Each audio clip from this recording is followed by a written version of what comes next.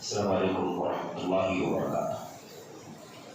ان الحمد للہ نحمده ونستعینه ونستغفره ونعوذ باللہ من شرور انفسنا وسیئات اعمالنا، من يهده الله فلا مضل له ومن يضلل فلا هادي له، واشهد ان لا اله الا الله وحده لا شريك له، واشهد ان محمدا عبده ورسوله۔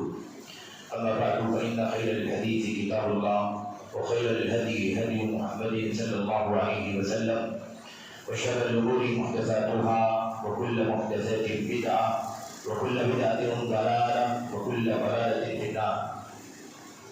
أعوذ بالله من الشيطان الرجيم، بسم الله الرحمن الرحيم۔ ومن يشاقق الرسول من بعد ما تبين له الهدى ويتبع غير سبيل المؤمنين نوله ما تولى ونصله جهنم وساءت مصيرا۔ وقال سبحانه وتعالى: قل هذه سبيلي أدعو إلى الله على بصيرة أنا ومن اتبعني وسبحان الله وما أنا من المشركين۔ وقال النبي صلى الله عليه وسلم: لا يزال الناس بخير ما دام فيهم من رآني وصاحبني وقال صلى الله عليه وسلم: ولا يزال الناس بخير ما دام فيهم من رآني وصاحب من صاحبني، والله لا يزال الناس بخير ما دام فيهم من رآني وصاحب من صاحبني، أو كما جاء عن النبي صلى الله عليه وسلم۔ ضلعی جمعیت اہل حدیث شعلہ پور کے قابل احترام اراکین ذمہ داران، اسی طرح سے اس عظیم الشان مسجد اہل حدیث کے قابل قدر قابل احترام منتظمین اراکین ذمہ داران، اور اسی طرح سے خصوصیت کے ساتھ اس پروگرام کو، اس اجلاس عام کو منعقد کرنے والے ہمارے عزیز حوصلہ مند نوجوانوں، آپ تمام قابل احترام بزرگوں، نوجوان ساتھیوں، قابل احترام ماں اور بہنوں، عزیز بچوں، یہ میرے لیے سعادت کی بات ہے، شرف کی بات ہے کہ اللہ تبارک و تعالیٰ نے اپنے اس گھر میں آپ کے ساتھ اکٹھا ہونے، بیٹھنے، جمع ہونے کی توفیق عطا فرمائی، اور اس کی مناسبت یہ ہے کہ ہم اور آپ سلف صالحین کے منہج سے متعلق کچھ مسائل پر گفتگو کریں، جس کی ہماری اور آپ کی زندگیوں میں، خصوصیت کے ساتھ تعلیمی زندگی میں، دعوتی زندگی میں بے انتہا ضرورت ہے۔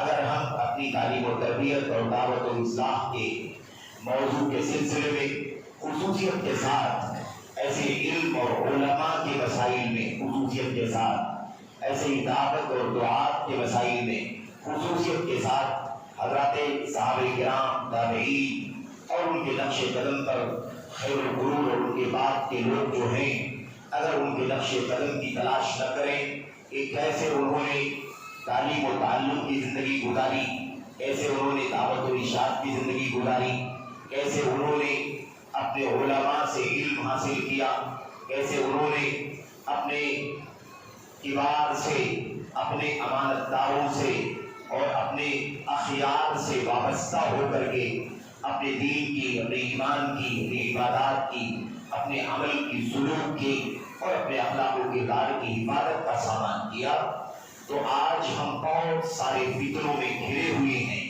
نہ صحیح معنوں میں ہمارا عقیدہ باقی بچے گا، نہ ہماری عبادات سلامت رہے گی، نہ ہمارے معاملات درست رہیں گے، نہ ہم تعلیم و تربیت اور دعوت و ارشاد کے میدان میں صحیح معنوں میں اپنے علماء سے وابستہ رہ کر کے علم حاصل کر سکیں گے۔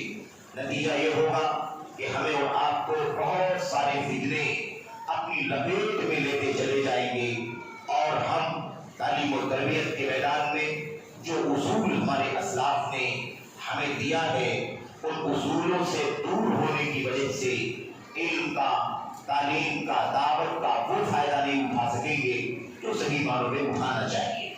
اس میں تو کوئی شک نہیں ہے کہ اللہ تبارک و تعالیٰ کی طرف سے اس بات کی ضمانت ہے، اس بات کا اعلان ہے کہ قیامت تک اللہ تبارک و تعالیٰ کا حکم اور اس کا فیصلہ آ جانے تک ایک جماعت حق پر قائم رہے گی، ایک جماعت حق پر قائم رہے گی اور حق پر منصور رہے گی، یعنی حق پر رہے گی، اللہ تبارک و تعالیٰ کی مدد انہیں حاصل ہوتی رہے گی، اللہ تبارک و تعالیٰ کی نصرت سے سرفراز ہوتے رہیں گے۔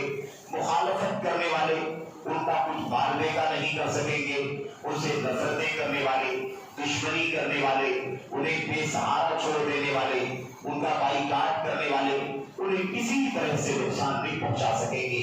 یہ اللہ تبارک و تعالیٰ کا وعدہ ہے اپنے نبی محمد رسول اللہ صلی اللہ علیہ وسلم کی زبانی، اور اللہ کے نبی صلی اللہ علیہ وسلم نے فرمایا لا تزال طائفة من أمتي ظاهرين على الحق لا يضرهم من خذلهم ولا من خالفهم ولا من نابهم حتى يأتي أمر الله وهم ظاهرون، اور كما قال صلی اللہ علیہ وسلم۔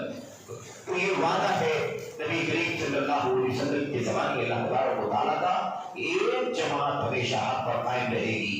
جب اس حدیث کی شرح کا ہم مطالعہ کرتے ہیں، اس حدیث میں کون سی جماعت مراد ہے جو ہمیشہ حق پر قائم رہے گی، تو اس کی تشریح میں حضرت امام احمد بن حنبل اور حضرت امام علی بن المدینی شیخ البخاری، بلکہ امام احمد بھی امام بخاری کے استاد ہیں، ایسے ہی امام بخاری اور امام نووی رحمۃ اللہ علیہ نے بہت سارے دیگر اہل علم کا میرے بھائیوں قول نقل کیا ہے کہ اس سے مراد وہ طبقہ ہے جو ہمیشہ نبی کریم صلی اللہ علیہ وسلم کی سنت پر اور آپ کی حدیثوں پر مضبوطی سے ڈٹا رہے گا، تعلیماً، تعلماً، علماً، منہجاً، سلوکاً، دعوتاً، ہر اعتبار سے، حدیث اور سنت کو سیکھنے کے اعتبار سے، پڑھنے پڑھانے کے اعتبار سے، اسے اس پر عمل کرنے کے اعتبار سے، اسے ڈھونڈنے اور تلاش کرنے کے اعتبار سے،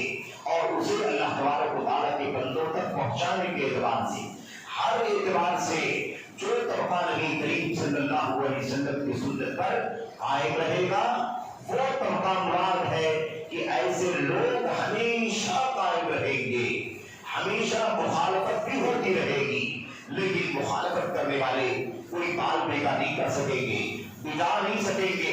یہ اللہ تبارک و تعالیٰ کا وعدہ ہے۔ ان لم یکونوا اہل الحدیث فلا ادری من هم، اگر اس جماعت سے مراد جو قیامت تک اللہ تعالیٰ کی نصرت اور مدد کے ساتھ قیامت تک قائم رہے گی اور مخالفت کرنے والے ان کا کوئی نقصان نہیں پہنچا سکیں گے، اگر اس جماعت سے مراد حدیث و سنت پر چلنے والوں کی جماعت نہیں ہے تو میں نہیں جانتا کہ پھر دنیا میں اور کون سی جماعت ہے۔ اس جماعت سے مراد جماعت اہل حدیث ہے، جماعت سنت ہے، اور یاد رکھو کہ اس کا معنی یہ نہیں ہے کہ صرف اور صرف وہ محدثین جو پہلی صدی کے اخیر سے لے کر دوسری صدی، تیسری صدی، چوتھی صدی ہجری اور اس کے بعد میں روایت کرتے رہے، ایک شہر سے دوسرے شہر، ایک ملک سے دوسرے ملک، ایک قطر سے دوسرے قطر، یعنی خطے سے دوسرے خطے، مشرق سے مغرب اور شمال سے جنوب تک کے ممالک کا سفر کر کے اللہ کے نبی علیہ السلام کی حدیثوں کو جمع کرتے رہے، روایت کرتے رہے، اسے نقل کیا، اسے لاکھوں کی تعداد میں بائی ہارٹ کیا، اسے محفوظ کیا، اور اس کے بعد اس میں سے صحیح ضعیف کی چھان پھٹک کر کے اسے اپنی کتابوں کے اندر لکھا اور اسے درج کیا سند کے ساتھ۔ یاد رکھو یہ سب سے پہلا طبقہ ہے جو اس جماعت کے اندر شامل ہے، لیکن صرف یہی جماعت اس کے اندر شامل نہیں ہے کہ بس جو روایت کرنے والے ہیں، جیسا کہ بہت سارے بھائی آپ تانا دیتے ہیں کہ جماعت اہل حدیث سے مراد، اہل الحدیث سے مراد صرف اور صرف محدثین ہیں، امام بخاری ہے، مسلم ہے، ابو داؤد ہے، نسائی ہے، ترمذی ہے، دارمی ہے، ابن ماجہ ہے، احمد بن حنبل ہے، اور ایسے ہی مالک ہے، بہقی ہے، دیگر محدثین ہیں۔ تم لوگ اہل حدیث ہو، تم نے کہاں سے اپنے آپ کو اس میں شامل کر لیا؟ تو یہ غلط ہے۔ یہ کیا ہے؟ یہ غلط ہے، یہ دعویٰ غلط ہے۔ اس سے مراد جو جماعت ہمیشہ حق پر قائم رہے گی، اس سے مراد صرف محدثین کی جماعت نہیں ہے، بلکہ اس سے مراد جیسا کہ شیخ الاسلام علامہ ابن تیمیہ رحمۃ اللہ علیہ نے اپنی کتاب جامع المسائل کے اندر، اور ایسے ہی اپنی کتاب مجموع فتاوی کے اندر، اور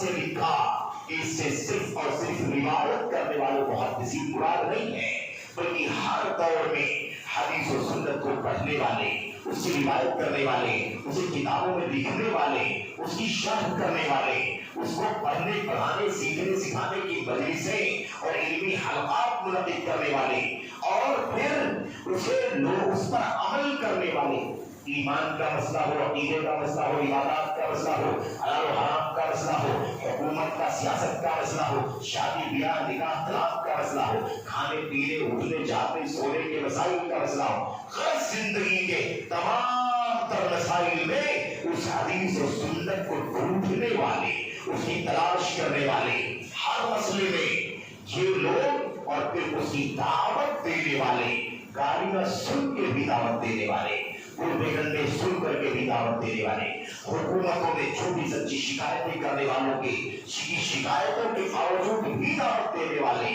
اور ہر طرح سے داخلی خارجی مخالفین کے اس سازشوں اور پروپیگنڈوں کے باوجود بھی اس پر ڈٹ کر کے دعوت دینے والے، یہ سب کے سب اس جماعت میں شامل ہیں جو قیامت تک اللہ کی مدد کے ساتھ باقی ہے۔ یہ ہے بشارت، یہ ہے بشارت۔ اب جس نقش قدم سے اس کی شروعات ہوئی ہے، حضرات صحابہ کرام کے اور امت کے آخری فرد تک سب کے امام، سب کے رسوا اور سب کے امام اور قائد حضرت امام الرسول محمد رسول اللہ صلی اللہ علیہ وسلم، وہاں سے لے کر آپ کے صحابہ کرام ابو بکر عمر اور یہ خلفائے اربعہ اور یہ بقیہ 6 جو عشر مبشرہ کے ہیں، اور پھر صحابیات، پھر اہل بدر، اہل بیت رضوان اور سارے صحابہ کرام، وہاں سے شروع ہو کر تابعین کا طبقہ، تابعین کا طبقہ، یہ سب کے سب پہلے طبقے کے لوگ ہیں جن کو قرون ثلاثہ کہا جاتا ہے، جنہیں قرون مفضلہ کہا جاتا ہے۔ فضیلت والی صدیاں، خیر اور بھلائی کی شہادت پانے والی صدیاں، یہاں سے ان کی شروعات ہوتی ہے، اور جو لوگ بھی ان کے نقش قدم پر چلے قیامت کی صبح تک سب کے سب اسی جماعت کے افراد مانے جائیں گے۔ ایک بات ذہن میں ضرور رہے، پھر ہم انشاءاللہ تبارک و تعالیٰ ان موضوعات پر براہ راست داخل ہو جاتے ہیں۔ دیکھیں سلف کا جو لفظ ہے نا، سلف، اور جن کے منہج کی بات کرتے ہیں، جن کے منہج کی یعنی جن کے راستے کی بات ہم کرنے کے لیے بیٹھے ہوئے ہیں، اپنی تعلیم و تربیت اور دعوت اور علم کے ماحول میں سلف صالحین کے منہج کو سمجھنا اور اس کے مطابق عمل کرنا ضروری ہے۔ اس پر گفتگو ہوئی ہے انشاءاللہ تبارک و تعالیٰ۔ جب سلف کہا جائے تو اصل کے اعتبار سے اس سے مراد صحابہ کرام ہیں۔ اصل کے اعتبار سے ایک دم بنیادی طور پر کون مراد ہے؟ صحابہ کرام، انصار اور ایسے ہی مہاجرین، انصار و مہاجرین، اولین سابقین اولین مہاجرین و انصار، یہ طبقہ صحابہ کرام کا بلا کسی ٹرم اور کنڈیشن کے، بلا کسی ٹرم اور کنڈیشن، کوئی شرط نہیں ہے، بس صحابی ہے تو ہمارا امام ہے، ہمارا سلف ہے، ہمارا اسوہ ہے، ہمارا قائد ہے۔ اس نے زیادہ زندگی گزاری نبی کے ساتھ، کم زندگی گزاری نبی کے ساتھ، ایک جھلک دیکھا صحابیت کے شرف کے اعتبار سے وہ سلف کے آغاز کے لوگ ہیں، وہیں سے سلفیت کی شروعات ہوتی ہے، اور کوئی شرط نہیں ہے۔ ان کے بعد کے طبقے شرط کے ساتھ سلفی ہیں، ان کے بعد کے طبقے شرط کے ساتھ، کنڈیشن کے ساتھ کیا ہے؟ سلفی ہیں۔ وہ شرط کیا ہے؟ وہ آیت کریمہ آپ کے ذہن میں رہنی چاہیے۔ اللہ تبارک و تعالیٰ نے سورۃ توبہ میں ارشاد فرمایا والسابقون الاولون من المہاجرین والانصار والذین اتبعوہم بإحسان۔ اب جو اصل طبقہ ہے صحابہ کرام کا، مہاجرین اور انصار کا، اس میں کوئی شرط نہیں لگی ہوئی ہے۔ وہ پہل اسٹارٹنگ میں ایمان لانے والے نبی کے ساتھی، چاہے وہ مہاجرین ہو چاہے انصار ہو، کوئی شرط نہیں ہے، بس مہاجر ہے یا انصار ہے، وہ صحابی ہے، یہ بلا شرط کے کون ہے؟ یہ امام ہے، اسوہ ہے، قدوہ ہے، سلف۔ اس طبقے کے بعد کے لوگوں میں شرط لگی ہوئی ہے. کب وہ سلف مانے جائیں گے؟ جب وہ انہی کے سچے پیروکار اور متبعین ہوں. والذین اتبعوہم بإحسان، یہ شرط لگا دی گئی. تو پہلا طبقہ انصار مہاجرین کا بلا کسی شرط کے وہ کون ہے؟ وہ سلف ہے. لیکن اس کے بعد کا طبقہ چاہے وہ تابعین ہو یا تبع تابعین ہو یا ان کے بعد قیامت تک آنے والے جو بھی لوگ ہوں، شرط کیا لگی ہوئی ہے؟ انہی مہاجرین و انصار سابقین اولین کے متبعین بالاحسان ہو. متبعین بالاحسان کا معنی کیا ہے؟ سچے پیروکار، مخلص پیروکار، اللہ کے لیے پیروکار، اور دعوے کے نہیں بلکہ عملی طور پر سچی اتباع کرنے والے. تو یہ شرط ہے جو ان صحابہ اور تابعین، صحابہ انصار و مہاجرین کی سچی پیروی کرنے والے ہوں گے. اس شرط کے ساتھ اب آگے اللہ تبارک و تعالی نے فرمایا رضی اللہ عنہم ورضوا عنہ، اللہ تبارک و تعالی سے راضی ہے اور وہ اللہ تبارک و تعالی سے راضی ہے. تو یہ شرط، یہ جو سعادت ہے نا، اللہ ان سے راضی ہے، وہ اللہ سے راضی ہے. اور آخرت میں اللہ نے فرمایا اللہ نے ان کے لیے جنت تیار کر رکھی ہے جن کے نیچے نہریں جاری ہوں گی، وہ ہمیشہ ہمیشہ اس میں رہیں گے. اور یہ بہت بڑی کامیابی. آیت کریمہ کا ترجمہ یاد رکھیں، یہ دنیا کی بشارت کہ اللہ ان سے راضی ہے، وہ اللہ سے راضی ہے. وہ آخرت کی بشارت کہ اللہ نے جنت تیار کر رکھی ہے. یہ دونوں دنیا اور آخرت کی جو بشارت ہے، یہ دونوں بشارتیں صحابہ کرام کے لیے مطلق، صحابہ کرام کے لیے مطلق کوئی شرط نہیں ہے. بس صحابی ہے، ادنا ہے، اعلیٰ ہے، زیادہ لمبی صحبت، کم صحبت، کوئی شرط نہیں ہے. لیکن اس طبقے کے بعد کے لوگوں میں شرط ہے کہ بھئی جو لوگ انہی صحابہ انصار و مہاجرین کے سچے پیروکار ہوں گے، اگر سچی پیروکاری ہے تو اللہ ان سے راضی ہے اور آخرت میں ان کے لیے جنت تیار کی ہوئی ہے. تو بات سمجھ گئے نا؟ یہ فرق ہے صحابہ اور سارے غیر صحابہ، حتیٰ کہ تابعین میں بھی فرق. تو اب درجہ بھی درجہ بدلتا ہے. سب سے پہلے صحابہ کرام اور ان کے بعد ثم الذین تابعین اور ان کے بعد ثم الذین تبع تابعین. یہ تین صدیاں بعد کے لوگوں کے مقابلے میں ہر اعتبار سے خیر میں، نیکی میں، بھلائی میں آگے رہیں گی، ان کا امتیاز رہے گا. اس کے بعد جو بھی ان کی سچی پیروی کریں گے. بہرحال میرے بھائیوں، تو اب یہ جو صحابہ کا راستہ ہے، اسے بھی کبھی کہا جاتا ہے صحابہ کا منہج، اور کبھی کہہ لیا جاتا ہے سلف کا منہج، اور کبھی کہہ لیا جاتا ہے صحابہ تابعین تبع تابعین کا منہج، اور کبھی کہہ لیا جاتا ہے قرون ثلاثہ کا منہج، اور کبھی کہہ لیا جاتا ہے قرون مفضلہ کا منہج. اس طرح کی تعبیرات سے کبھی کوئی کنفیوژن نہیں ہونی چاہیے. اب ہمیں میرے بھائیوں اپنے ایمان میں، اپنے عقیدے میں، اپنے عمل میں، سلوک میں، عبادات میں، معاملات میں، حکومت میں، سیاست میں، کسی بھی مسئلے میں ہمیں ضروری ہے کہ ہم انہی کے راستے کی تلاش کریں. اب آج نبوت کا سلسلہ ختم ہو گیا، نبوت کا سلسلہ، رسالت کا سلسلہ ختم ہو گیا. آخری نبی خاتم الرسول علیہ السلام کے ذریعے سے اللہ تعالیٰ نے سلسلے نبوت کو، رسالت کو بند کر دیا. لیکن انسانیت کا سلسلہ جاری ہے، دنیا قائم ہے، لوگ پیدا ہو رہے ہیں، انسانیت کی تعداد مزید ابھی اس کا سلسلہ چل رہا ہے، لوگوں کی وفات بھی ہو رہی ہے، اور آگے بہت ساری نسلوں کا سلسلہ بھی جاری ہے. تو ظاہر سی بات ہے جب تک قیامت نہیں آتی تب تک دین کون سا رائج رہے گا؟ اللہ کا دین، قرآن کا دین، سنت کا دین، اسلام ہی عمل میں رہے گا، معمول بھی رہے گا. اسی کو جاری ساری نافذ رہنا ہے. تو سوال یہ پیدا ہوتا ہے کہ اب لوگوں کو اللہ کا پیغام پہنچانے کی ذمہ داری بھی کس سے سر پہ ہے؟ اب لوگوں کو نبوت کے ختم ہو جانے کے بعد بھی اس دین کے نشر و اشاعت کا کام ہے کہ نہیں ہے؟ قرآن کی تعلیم لوگوں تک پہنچانا ہے، سنت کی تعلیم لوگوں کو پہنچانا ہے، اور لوگوں کو ایمان، عمل، عبادات، اخلاق، سلوک، کردار کی رہنمائی کرنی ہے. یہ ذمہ داری اب نبی کریم صلی اللہ علیہ وسلم کے بعد آپ کے سچے وارثین کی گردنوں پر ہے. یہ ذمہ داری کس کے سر پر ہے؟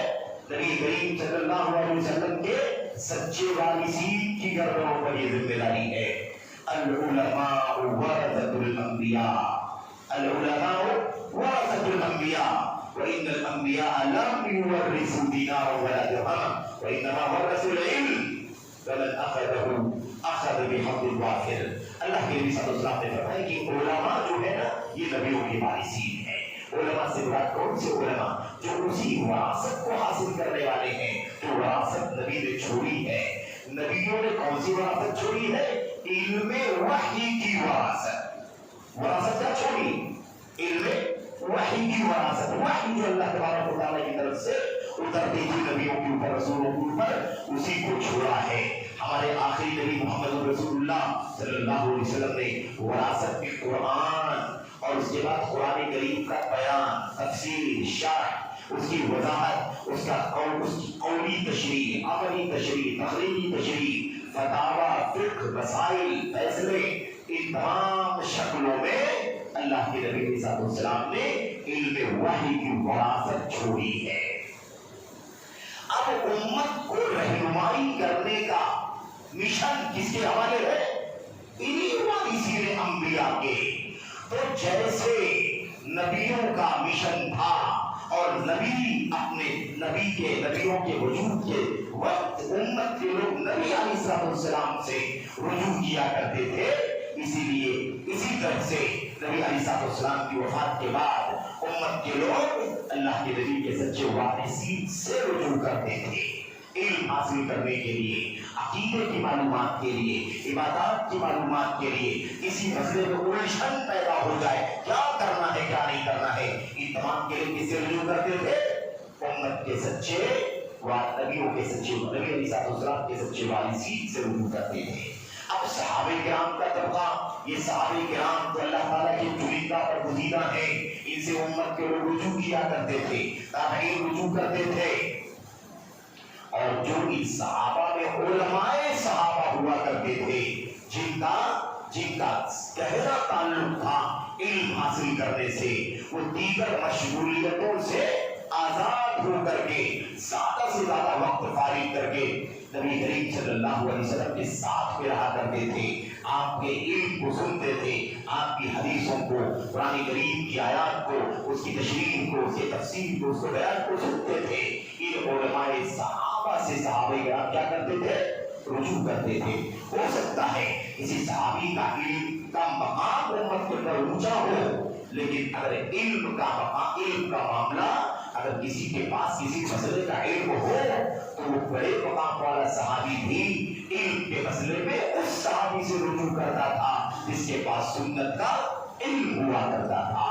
تو اس سے کئی مسائل موجود ہیں. ابو بکر صدیق نے رجوع کر لیا کسی کو بہت سارے مسائل میں، عبداللہ بن عمر بن خطاب نے رجوع کر لیا، عثمان بن غنی نے رجوع کر لیا، علی بن ابی طالب نے رجوع کر لیا، ہے کہ نہیں؟ حالانکہ یہ امت میں انسانیت میں، پوری انسانیت میں نبیوں کے بعد سب سے اونچا مقام رکھنے والے 4 صحابہ ہیں. تو مقام اونچا ہے لیکن علم کے معاملے میں رجوع کیا کرتے تھے. ابن عمر سے پوچھو، ابن عباس سے پوچھو، ابن مسعود سے پوچھو، عبداللہ بن عمرو بن عاص سے پوچھو، جابر سے پوچھو، ام المؤمنین عائشہ صدیقہ سے پوچھو، ام سلمہ سے پوچھو رضی اللہ عنہا اجمعین، ان سے رجوع کیا کرتے تھے. تو پتہ یہ چلا کہ تعلم علم حاصل کرنے کا سلسلہ شروع سے چلتا ہوا آ رہا ہے، اور اس علم کے بغیر امت کے پاس روشنی نہیں آ سکتی. اندھیرا ہی اندھیرا ہے، ظلمت ہی ظلمت ہے، تاریکیاں ہی تاریکیاں ہیں.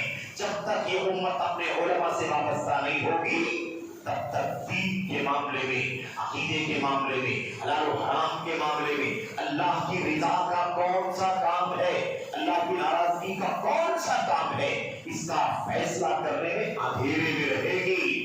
اور اس کے بعد جب آدمی علم کی روشنی میں نہیں ہوگا، اندھیرے میں رہے گا، تو میرے بھائیوں، میرے بزرگوں، میری قابل احترام ماؤں اور بہنوں، عزیزوں، نوجوانوں، بچوں، یاد رکھو کہ جب علم نہیں ہوتا، علم کی روشنی نہیں ہوتی ہے تو فتنوں کا حملہ ہوتا ہے تیزی کے ساتھ، اور فتنے انسان پر حملہ آور ہو کر کے اس کے دل پر سب سے پہلے قبضہ جما لیتی، اس کے دل میں شبہات ڈال دیتی، شبہات کنفیوژن ڈال دیتے ہیں. ایک حق ہے اس کو ناحق دکھاتے ہیں, ایک ناحق ہے اس کو حق دکھاتے ہیں. آپ بھی کنفیوز ہوتا ہے یہ حق ہے کہ ناحق ہے, اسے لے لوں کہ نہ لوں, یہ حق ہے کہ ناحق ہے, اسے اپنا لوں یا چھوڑ دوں, یہ کنفیوژن ہو جاتی ہے. اس لیے ہمیشہ علم کا سلسلہ جاری رہے گا, ہمیشہ علم کا سلسلہ جاری رہے گا جب تک کہ اللہ تبارک و تعالی دنیا میں امت کے علماء کو باقی رکھے گا. سمجھ رہے ہیں؟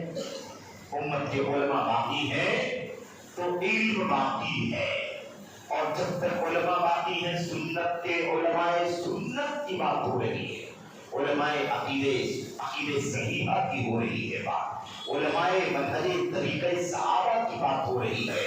ورنہ وہ شرک کے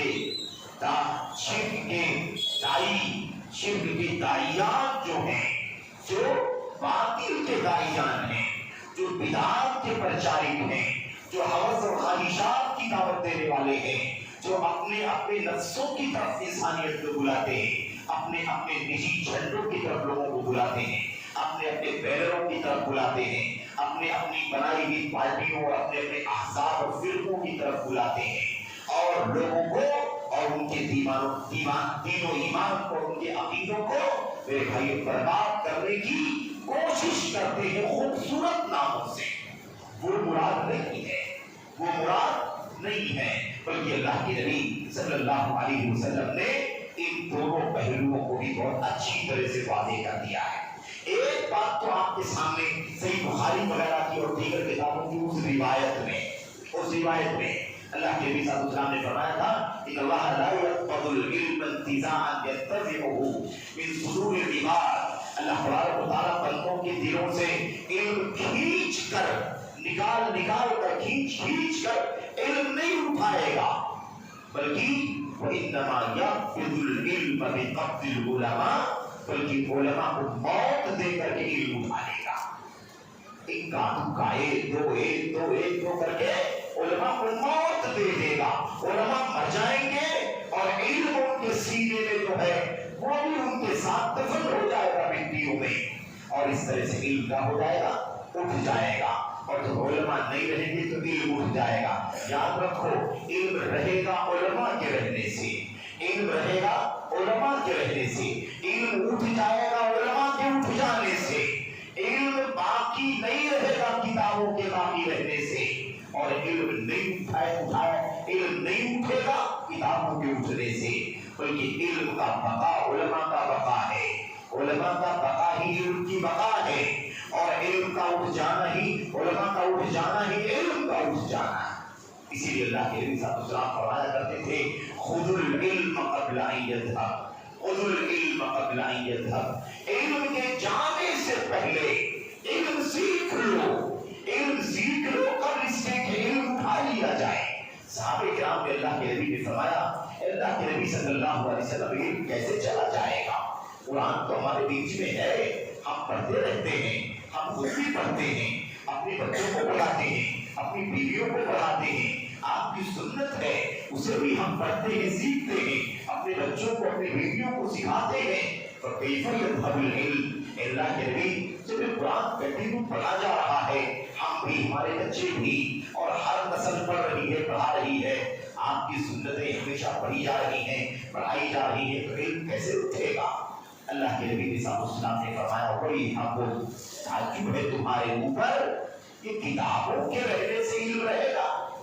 اگر کتابوں کے رہنے سے علم رہنا ہوتا تو آج بھی تورات و انجیل موجود رہے کہ نہیں موجود ہے. لیکن یہودیت کا کیا حشر ہوا, موسیٰ علیہ السلام کے دین کا کیا حشر ہوا, عیسیٰ علیہ السلام کے دین کا عیسائیت کا کیا حشر ہوا. دیکھ لو اگر کتابوں کے رہنے سے دین باقی رہتا تو آج یہودیت نہیں ختم ہو جاتی, برباد نہیں ہو جاتی, عیسائیت برباد نہیں ہو جاتی, اس میں انحراف تحریف تبدیلی اور نہیں واقع ہوتا. اس لیے سمجھ لو کتابوں کا اٹھنا نہیں ہے, اور کتابوں کے پڑھنے سے صرف اور صرف علم دین باقی نہیں بچے گا. علم کا بقا دراصل علماء کا بقا ہے. اس لیے آج ہتھ کنڈے پروپیگنڈے بہت زیادہ ہیں. امت کو سب سے زیادہ جس نقطے پر چیلنج کا سامنا ہے عوام الناس کو عمومی طور پر اور امت کے پڑھے لکھے نوجوانوں کے طبقے کو خصوصی طور پر سب سے بڑا چیلنج اس بات کا ہے میرے بھائیوں، وہ چیلنج اسی بات کا ہے کہ وہ علماء کے سلسلے میں بڑے خلط ملط کا شکار ہیں اور یہ کام بڑی شدت کے ساتھ کیا جا رہا ہے.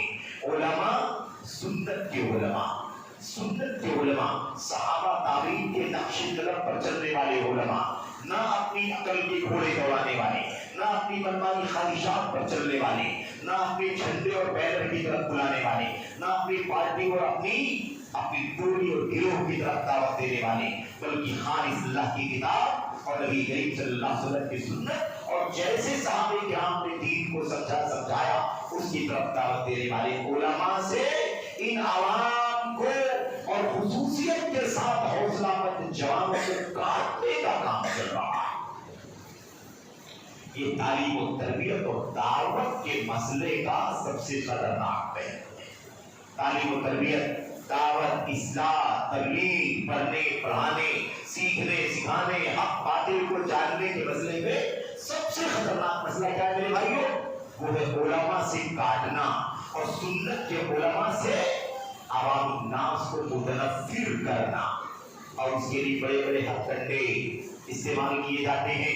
سنت کے علماء سے اب پرانی بات کو ابھی نہیں چھیڑتے، ہم پرانی بات کو نہیں چھیڑتے ہیں، ابھی رہنے دیں. یعنی پرانے اسلاف کے حوالے، صحابہ تابعین کی زندگی کے حوالے اس وقت کی بات کرتے ہیں. علامہ عبدالعزیز بن عبداللہ بن باز رحمۃ اللہ علیہ اس وقت کے سلفی منہج کے اماموں میں سے، علامہ محمد بن صالح العثیمین رحمۃ اللہ علیہ سنت کے علماء کے اماموں میں سے ایک امام، علامہ محمد ناصر الدین الالبانی رحمۃ اللہ علیہ. ایسے ہی ان کے نقش قدم پر چلنے والے بعض علماء جو وفات پا گئے، جو ابھی باحیات ہیں، زندہ ہیں، ان علماء سے اور اسی نقش قدم پر چلنے والے آپ کے وطن عزیز ہندوستان کے اہل حدیث علماء جو سچ مچ پوری باریکی کے ساتھ سلفی منہج کی تلاش میں اور زبان سے بول کر، قلم سے لکھ کر اور پورے طور پر اپنے بھائیوں کو خالص اہل حدیثیت کی سچی تعلیم دینے والے، ان کو اہل حدیثیت کے خلاف جتنے فرقے، جتنے فتنے، جتنے دھڑے، جتنے افکار، نظریات، جتنی باتیں چلتی ہیں اندر کی باہر کی، ان سے آگاہ کرنے والے جو علماء ہیں، ان علماء سے متنفر کرنے کا کام کیا گیا، ان سے بدگمانی پیدا کی گئی. ارے یہ آپ ان سے علم حاصل کرتے ہیں، مت ان سے علم حاصل کرو، ایسا ہو جائے گا، یہ تو ایسے ہے، یہ تو ایسے ہے. ارے ان لوگوں کا معاملہ یہ ہے کہ تو صبح شام وہی ہے نا، وضو کے مسائل، نماز کے مسائل ہے کہ نہیں، ہمیشہ تیمم کے مسائل اور وہی فقہی مسائل پر گفتگو کرتے ہیں. یہ حلال ہے، یہ حرام ہے، یہ سنت ہے، یہ بدعت ہے. ان کے پیچھے چل کر کے تم کیا کرو گے؟ دنیا میں کچھ نہیں کر پاؤ گے، بیٹھے رہ جاؤ گے، ہے نا. اس طرح کی باتیں کر کے یہ لوگ تو دنیا میں کیا ہو رہا ہے آپ کو کچھ بتاتے نہیں ہے. یہ تو ان کو تو عالم اسلام سے کوئی لینا دینا نہیں ہے. یہ تو حیض و نفاس کے علماء ہیں، یہ تو تیمم کے علماء ہیں، یہ تو غسل کے احکام بتانے والے علماء ہیں. بزدل اس طرح کی باتیں کرنے کا آج کل ایک پروپیگنڈا چلا ہوا ہے اور ہمارے اس وطن عزیز ملک ہندوستان کے اندر نفرت دلائی جاتی ہے. ارے فلاں فلاں علماء کو اگر آپ سنیں گے، ان سے علم حاصل کریں گے تو آپ کے یہاں تشدد پیدا ہوگا، آپ کے اندر جاہلیت پیدا ہوگی، آپ کیا ہو جائیں گے، آپ کے یہاں شدت پیدا ہوگی، پھر آپ ان سے کٹیں گے، ان سے کٹیں گے، پھر آپ الگ تھلگ ہو جائیں گے. آج الگ تھلگ ہونے کا دور نہیں ہے، ایک ساتھ مل کر کے رہنے کا دور ہے. آج تو اتحاد و اتفاق، یکجہتی، اجتماعیت ہے نا، اور ایک ہونے کی ضرورت ہے. اندر کے حملے ہیں، باہر کے حملے ہیں، اندرونی فتنے ہیں، باہر کے فتنے ہیں، ملک کے اندر کے نازک مسائل ہیں، عالم اسلام کے نازک مسائل ہیں. ایسے حالات میں یہ علماء آپ کو متنفر کر رہے ہیں، منتشر کر رہے ہیں. اس لیے ان علماء سے بچ کر کے رہو. اس طرح سے بدزن کرنے کا کام کیا جا رہا ہے. یہ تعلیم و تربیت کے معاملے میں ایک بڑا نازک مسئلہ ہے. میں اس پر تھوڑی سی بات آپ کے سامنے کرنا چاہتا ہوں کہ آخر جو ہے یہ مسئلہ کتنا نازک ہے. یہ بات ہمارے سامنے سرسری طور پر ہے، آ چکی ہے کہ علماء سے اگر ہمارا رشتہ کٹا تو یاد رکھو کہ پھر ہلاکت اور ضلالت دو چیزیں ہمیں گھیر رہی. ہلاکت اور ضلالت، گمراہی آئے گی اور ہلاکت اور تباہی آئے گی. یہ دونوں مسئلے ہمارے اور آپ کے پیچھے لگ جائیں گے. اس لیے امت کے علماء سے وابستہ رہنا، ان سے رجوع کرنا، ان کے حلقات علم میں بیٹھنا، ان کی مجلسوں میں شریک ہونا، ان کے خطبے دروس کو سننا، ان سے مسائل پوچھنا، استفسار کرنا، عقیدے، عبادات، معاملات، اخلاق، تمام تر مسائل میں ان سے مرتبط رہنا، وابستہ رہنا. عربی میں علماء کہتے ہیں الالتفاف حول العلماء السلفیین. سلفی علماء کرام سے چپک کر کے رہنا، ان کے ارد گرد چپک کر کے رہنا، لگ کر کے رہنا، یہ سب سے بڑا کام ہے. آج صورتحال یہ ہے میرے بھائیوں کہ سلفی علماء کرام سے کیا کیا جاتا ہے؟ بدزنی. اور اگر کوئی کسی عالم کا حوالہ دے دے کہ فلاں صاحب کی تقریر سن رہا تھا، ان کا درس سن رہا تھا، ان کی فلاں کتاب کی شرح سن رہا تھا، انہوں نے شرح کرتے ہوئے یہ بتایا، خطبہ دیتے ہوئے بتایا اور تقریر کرتے ہوئے یہ بتایا، تو لوگ کہتے ہیں ارے بھائی کیا تم بھی مقلد ہو گئے ہو؟ فلاں کی بات کو سن کے کیوں پکڑ کر کے بیٹھ گئے؟ اور بھی تو علماء ہیں، ان کو بھی تو سن سکتے ہیں، وہ کیا کہتے ہیں وہ بھی دیکھو. تو آج حالت یہ ہے کہ یہ مسئلہ پیچیدہ بن گیا ہے. میں آپ کو اس کا راز بتانا چاہتا ہوں. راز یہ ہے کہ علماء سلفیت، علماء اہل حدیث، علماء راہ صحابہ، علماء منہج سلف جو ہے وہ انگلیوں پر گنے جاتے ہیں، انگلیوں پر گنے جاتے ہیں. چاہے عملی طور پر ایکٹیویٹی اور سرگرمی کے اعتبار سے آپ کہہ لیں یا پھر اور کچھ بڑے پیمانے پر دوسرے لوگوں کے بیچ میں اہل حدیثوں کی تعداد، ان کے علماء کی تعداد، ان کے مدارس کی تعداد، ان کی دعوتی تعلیمی سرگرمیوں کی مقدار کم ہے. اس اعتبار سے آپ سمجھ لیں. تو اب مسئلہ یہ ہے میرے بھائیوں کہ یہ تانا دیا جاتا ہے کہ آپ نے انہی 2 4 6 کو کیوں پکڑ لیا، انہی کو آپ کیوں سنتے ہیں، انہی سے مسائل کیوں پوچھتے ہیں. اگر آپ انہی کو پکڑ کر کے بیٹھ گئے، انہی کو سننا، انہی کو سمجھنا، انہی سے مسائل پوچھنا انہی کے درس میں، تو پھر یہ جو تقلید ہے یہ کیا ہے؟ یہ تقلید ہے. اب علماء سے جڑنے کا کیا نام دے دیا؟ تقلید. یہ ہے شبہہ. یہ کیا ہے؟ تقلید کا لفظ استعمال کیا گیا. اس کو کیا کہتے ہیں؟ یہ ہے شبہہ. ایک شبہہ پیدا کیا گیا. اگر علماء کرام سے جڑے رہو گے، ان سے مسائل پوچھے گے، ان سے استفسار کرو گے تو کیا کہلائے گا؟ یہ تقلید. اب یہی مسئلہ پیچیدہ ہے. تقلید اور بات ہو رہی ہے علماء کی. کہاں علماء اور علم اور کہاں تقلید اور مقلدین اور جن کی تقلید کی جاتی ہے. اس مسئلے کو بہت اختصار کے ساتھ سمجھ لیں. کئی ایک مسائل پر آپ کے سامنے گفتگو کرنی ہے. ایک بات تو یہ ہے کہ تقلید جو ہے نا، تقلید کس کو کہتے ہیں؟ تقلید کس کو کہتے ہیں؟ قبول قول الغیر بلا حجہ. کسی آدمی کی بات کو بلا دلیل آنکھ بند کر کے مان لینا. کسی آدمی کی بات کو بلا دلیل آنکھ بند کر کے مان لینا. میں نے کہا ایسا کرو، آپ نے کہا بس ٹھیک ہے، آپ نے کرنا شروع کر دیا. آپ نے یہ نہیں پوچھا کہ کس دلیل کی بنیاد پر یہ حلال ہے، کس دلیل کی بنیاد پر یہ کرنا جائز ہے. بس میں نے کہا تو آپ میری بات کے پیچھے چلنے لگے، فلاں نے کہا تو آپ کے پیچھے اس کے پیچھے چلنے لگے، فلاں نے کہا تو اس کے پیچھے چلنے لگے. تو جس کی کوئی دلیل نہ ہو، بلا دلیل کسی کی بات کو فالو کرنے کا نام کیا ہے؟ تقلید ہے. یہ ہے تقلید. تقلید یہ جہالت ہے. تقلید کیا ہے؟ تقلید جہالت ہے.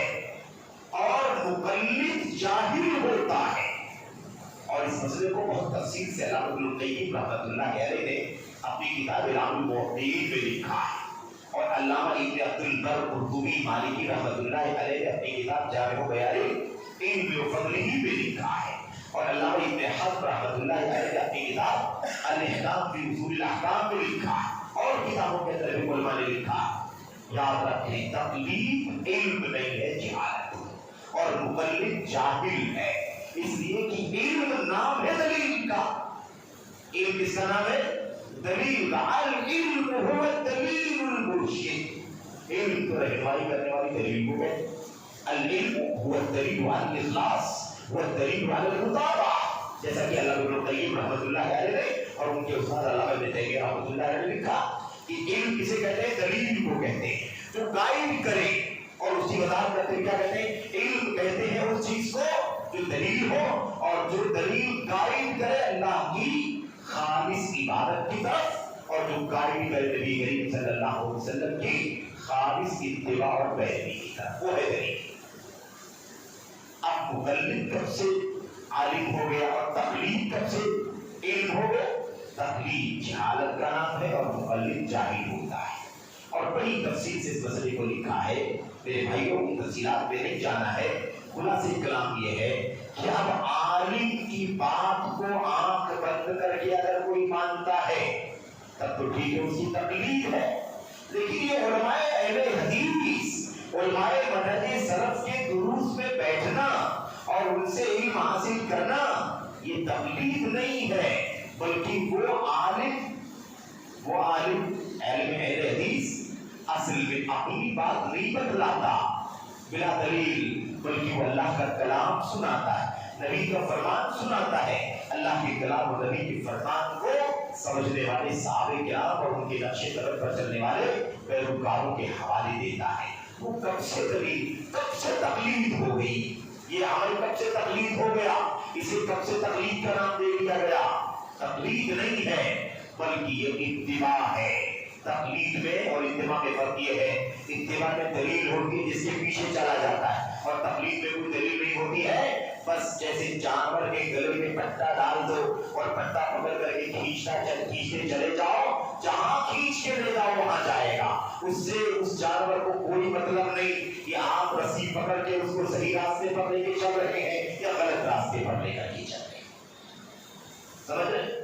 تو یہ علماء سنت کے ساتھ جڑ کر کے علم حاصل کرنا، ان سے رجوع کرنا، ان سے کنسلٹ کرنا، یہ تقلید نہیں ہے، بلکہ اللہ کے کلام قرآن کریم فَاسْأَلُوا أَهْلَ الذِّكْرِ إِن كُنتُمْ لَا تَعْلَمُونَ پر عمل ہے، اور اس کلام پر عمل کرنا اتباع ہے، تقلید نہیں ہے۔ عالم سے رجوع کرو، علماء سے رجوع کرو، اہل علم سے کنسلٹ کرو، رابطہ کر کے اپنے دین کے مسائل پوچھو، اللہ تبارک و تعالیٰ کا حکم ہے کہ اور ایک سے زیادہ جب اوپر قرآن کریم کے اندر یہ بات آئی ہوئی ہے فَاسْأَلُوا أَهْلَ الذِّكْرِ، اگر تمہیں علم نہیں ہے تو علم والوں سے پوچھو، علم والوں سے پوچھنے کے لیے کہا جا رہا ہے۔ تقلید میں علم نہیں ہوتا، تقلید میں شخصیت کے پیچھے چلنا ہوتا ہے، چاہے اس کی کوئی دلیل ہو یا دلیل، اس سے کوئی بحث نہیں ہوتی۔ اس لیے الزام ہے، یہ تانا ہے آپ کو جو دیا جا رہا ہے، یہ اگر آپ علماء کرام سے جڑیں گے تو تقلید کریں گے۔ اور میں ایک بات آپ کو سمجھانا چاہتا ہوں، وہ یہ ہے کہ جو لوگ یہ باتیں کرتے ہیں کہ آپ اگر علماء سے جڑیں گے تو ان کی تقلید کریں گے، علماء سے رجوع کریں گے تو ان کی تقلید کریں گے، آپ ان کے مقلد ہو جائیں گے، وہ کسی سے جڑتے ہیں کہ نہیں جڑتے ہیں؟ وہ بھی کسی سے جڑے ہوئے ہیں کہ نہیں جڑے ہوئے ہیں؟ تو بھی مقلد ہے، تو اپنی مرضی کے مطابق فیصلہ کریں گے کہ آپ کو مقلد کہہ کر کے علماء سے نفرت دلائیں، اور اپنی مرضی کے مطابق اپنے لوگوں سے جڑے رہیں گے۔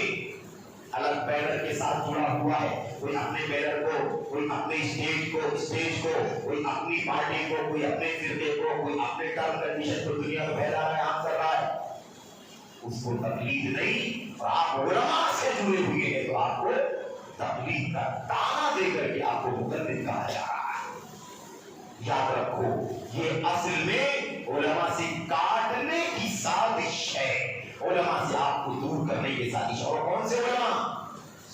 کے علماء جو سیکولر ہے، جو لبرل ٹائپ کے ہیں، جن کے یہاں حکومت، جن کے یہاں اقامت دین کے نام پر سب کچھ چلے گا، ایسے لوگوں کے ساتھ آپ جڑ جائیں، انہیں کوئی اعتراض نہیں ہے۔ لیکن اعتراض کیوں ہے؟ آپ فلاں کو مضبوطی سے پکڑ کر ان کے علم، ان کے درس میں بیٹھ کر کے علم حاصل کرتے ہیں، ان کی سائٹوں سے جڑے ہوئے ہیں، ان کے حلقات سے جڑے ہوئے ہیں، اس لیے سلفی علماء سے نفرت دلانے کے لیے کیا کہا جو جاتا ہے؟ آپ لوگ فلاں کے مقلد ہو گئے ہیں۔ تو ایک بات اچھی طرح سے سمجھ لیں، اس کو تقلید نہیں کہتے ہیں، بلکہ یہ کیا ہے؟ اتباع ہے۔ اور علماء سے جڑنے کا، رجوع کرنے کا حکم قرآن نے دیا ہے۔ اس نے حکم دیا ہے قرآن میں، اللہ تبارک و تعالیٰ کی کلام کی آیت کریمہ، دوسری آیت کریمہ میں اللہ تبارک و تعالیٰ فرماتا ہے بڑی وضاحت کے ساتھ، سورۃ الانعام، سورۃ النساء کی آیت کریمہ میں اللہ تبارک و تعالیٰ بڑی تفصیل سے، بڑی وضاحت سے اللہ تبارک و تعالیٰ نے کیا فرمایا؟ اللہ تبارک و تعالیٰ فرماتا ہے، اس کا پورا سا اشارہ کر کے بات آگے بڑھاتا ہوں۔ یہ مسئلہ کہا گیا کہ جب بھی کوئی بات خوف کی یا امن کی سنتے ہیں تو بس پھیلا دیتے ہیں۔ کوئی بھی بات امن کی یا خوف کی سنتے ہیں تو کیا کرتے ہیں؟ اسے پھیلا دیتے ہیں، لے اڑتے ہیں۔ ہونا یہ چاہیے کہ اس مسئلے کو لے کر کے اپنے علماء کے پاس آئیں۔ رسول ہے تو رسول کے پاس آئیں، رسول دنیا میں نہیں ہے تو رسول کے سچے متبع پیروکار، امت کے سچے نبی کے وارثین کے خدمت میں لاؤ اور ان سے رجوع کر کے مسئلہ پوچھو۔ وَلَوْ رَدُّوهُ إِلَى الرَّسُولِ وَإِلَىٰ أُولِي الْأَمْرِ مِنْهُمْ لَعَلِمَهُ الَّذِينَ يَسْتَنبِطُونَهُ مِنْهُمْ۔ اللہ تبارک و تعالیٰ فرماتا ہے ہونا یہ چاہیے، کرنا یہ چاہیے تھا کہ اس مسئلے کو نبی کی طرف لوٹا دیتے، اس مسئلے کو ان لوگوں کی طرف لوٹا دیتے جو مسلمانوں کے ذمہ دار ہیں، جن کے پاس علم ہے، اور اپنے علم کی روشنی میں آپ کو اس ایشو میں، اس مسئلے میں کیا کرنا چاہیے اس کی رہنمائی کر دیتے۔ یہ کام ہونا چاہیے۔ اور میں انتظار کے ساتھ بات کر رہا ہوں، اس آیت کریمہ کی تفسیر کھول کر کے اگر آپ دیکھیں گے نا تو جس پس منظر میں، جس بیک گراؤنڈ میں آیت کریمہ اتری ہے، اس کا پس منظر یہ ہے کہ ایک بات اڑ گئی تھی، ایک مسئلہ کیا ہو گیا تھا؟ ایسے پھیل گیا، لوگوں نے پروپیگنڈا کر دیا، لوگوں نے افواہ پھیلا دی۔ کیا مسئلہ تھا وہ؟ نبی کریم صلی اللہ علیہ وسلم نے اپنی بیویوں کو طلاق دے دی ہے۔ نبی کریم صلی اللہ علیہ وسلم نے اپنی بیویوں کو طلاق دے دی ہے، یہ مسئلہ ہو گیا۔ اور لوگ ادھر سے ادھر بات کر رہے، ادھر سے ادھر بات کر رہے، یہ معاملہ ایسے پھیل گیا جیسے کوئی حقیقت ہو۔ اب اس کی اطلاع عمر بن خطاب رضی اللہ تعالیٰ کی ہوئی کہ ایسا کچھ ہوا ہے، ایسی بات پھیلی ہوئی ہے، تو نبی کریم صلی اللہ علیہ وسلم سے براہ راست نبی کریم عمر بن خطاب رضی اللہ تعالیٰ نے رجوع کیا اور آپ سے پوچھا، اے اللہ یہ بھی کیا آپ نے اپنی بیویوں کو طلاق دے دیا ہے؟ لوگوں سے پتہ لگایا کہ پوچھو نبی کریم صلی اللہ علیہ وسلم سے کہ کیا آپ نے اپنی بیویوں کو طلاق دے دیا ہے؟ پتہ چلا کہ نہیں، ایسی کوئی بات نہیں ہے، ایسی کوئی بات نہیں ہے، نبی کریم صلی اللہ علیہ وسلم نے بیویوں کو طلاق نہیں دی ہے۔ اس واقعے پر یہ آیت کریمہ اتری۔ بات سمجھنے کی یہ ہے کہ اگر ایک طلاق کا مسئلہ ہو اور اس کے بارے میں کوئی بات اڑ جائے اور لوگوں میں بے چینی پیدا ہو جائے، اس میں اللہ تبارک و تعالیٰ فرماتا ہے کہ کوئی بات سنے اور کوئی بات پھیل جائے تو اس کو پھیلانے اڑانے کی ضرورت نہیں ہے، بلکہ ہونا کیا چاہیے؟ اسے لوٹاؤ رسول کی طرف، پوچھو رسول سے حقیقت کیا ہے، اسے لوٹاؤ علماء کرام کی طرف جو اس مسئلے کو جانتے ہیں، ان سے رجوع کرو، وہ تمہیں حقیقت سے آگاہ کریں گے، وہ تمہیں حقیقت سے آگاہ کریں گے۔ اگر طلاق جیسے مسئلے میں اگر لوگوں کی دو رائے ہو جائے، طلاق دے دیا ہے نبی نے یا نہیں دیا ہے نبی نے، اس مسئلے کو حل کرنے کے لیے اللہ فرماتا ہے لوٹانا چاہیے تھا نبی کی طرف، نبی سے پوچھنا چاہیے تھا ایسا ہوا ہے یا نہیں ہوا ہے، پوچھنا چاہیے تھا جاننے والوں سے کہ ایسا ہوا ہے یا نہیں ہوا ہے۔ مجھے بتاؤ اگر طلاق کے مسئلے پہ رجوع کرنا ضروری ہے تو امت کے بڑے بڑے ایشو میں رجوع کرنا ضروری کیوں نہیں ہوگا؟ عقیدے کا مسئلہ ہے، ایمان کا مسئلہ ہے، میرے بھائیوں عبادات کا مسئلہ ہے، امت کے عام مسائل کا مسئلہ ہے، جس میں پوری امت فطرے میں پڑ سکتی ہے۔ IS حق ہے کہ نہیں حق ہے، حق ہے کہ باطل ہے، صحیح ہے کہ غلط ہے، بات سمجھ آ رہی کہ نہیں آ رہی؟ ٹھیک ہے، सोशल डिस्टेंसिंग करना चाहिए या नहीं करना चाहिए? नमाज होगी कि नहीं होगी? कोरोना के हालात में मस्जिदों को बंद करना और भीड़ लगाने गैदरिंग से बचना चाहिए, शरीयत की रोशनी में क्या नहीं बचना चाहिए? ये बड़ा मसला है कि नहीं मसला? पूरी उम्मत का मसला, पूरी उम्मत का मसला। हज जैसा फरीज़ा मौकूफ कर सकते हैं या मौकूफ नहीं कर सकते? पूरी उम्मत का मसला है कि नहीं मसला है? अब इस तरह के बड़े मसाइल में जब तलाक के मसले में रुजू करना चाहिए कि हकीकत का पता चल जाए, तो इतने बड़े बड़े इशू में उलमा से रुजू करना कितना ज्यादा जरूरी है कि आप बताएं कि हम इस मौजू में इस मसले में क्या करें और क्या बात समझ में आगे की नहीं आ रही? तो एक तालीम और तरबियत के मसले का ये फितना है कि उलमाए सुन्नत से दूर करने की साजिश चलती है। जो लोग अपने घरों को बचाना चाहते हैं, अपनी ढेर ईंट की दीवारों को सजाना चाहते हैं, उसकी हिफाजत करने की फिक्र में लगे हुए, उनको ज्यादा फिक्र है कि अगर ये आवाम उम्मत के सच्चे सुन्नत के उलमा से जुड़ेगी तो फिर हमारा मकसद हमें हासिल नहीं हो सकेगा, हम अपने मकसद में कामयाब नहीं हो सकेंगे, क्योंकि ये उलमा ही असल में इन आवाम की सच्ची रहनुमाई करने के जिम्मेदार हैं। तो ये मसला आपको याद रहे मेरे भाइयों, याद रखो, हमेशा अपने उलमा से जुड़ करके रहो, अपने उलमा से जुड़ के, सच्चे उलमा जो खालिस मनहज के उलमा है। और हमने जिक्र किया इशारे में, वो उलमा नहीं जो सिर्फ और सिर्फ अम्र बिल मारूफ की बात करते हो और नहीं अनिल मुनकर से बचने बचाने की बात करते हो और नहीं अनिल मुनकर करने को फितना करार देते हो। कहते हो कि आज के हालात में नहीं अनिल मुनकर नहीं होना चाहिए, इससे मना मत करो, शिर्क से मत रोको, बिदअत से मत रोको, बीड़ी सिगरेट से, नशा से मत रोको, इससे रोकोगे तो फिर वो आपसे कट जाएगा, आपसे दूर बन जाएगा। वो शिर्क करते हैं करने दो, कब्रों पर जाते हैं जाने दो, वो शख्सियतों के पीछे भागते हैं भागने दो, वो जिहाद के नाम पर दंगे फसाद करते हैं करने दो। तो इस तरह की बात करते हैं, ऐसे उलमा नहीं, ऐसे उलमा को नबी करीम सल्लल्लाहु अलैहि वसल्लम ने अल-अइम्मतुल मुदिल्लून का नाम दिया है, मिसगाइड करने वाले, गुमराह करने वाले उलमा का नाम दिया है। खबरदार, ऐसे लोगों से अपने आप को बचाना ये हमारी और आपकी बहुत बुनियादी जिम्मेदारी है। तो कौन से उलमा? जो सच्चे वारिसीन हैं। उनका पता कैसे लगाएंगे?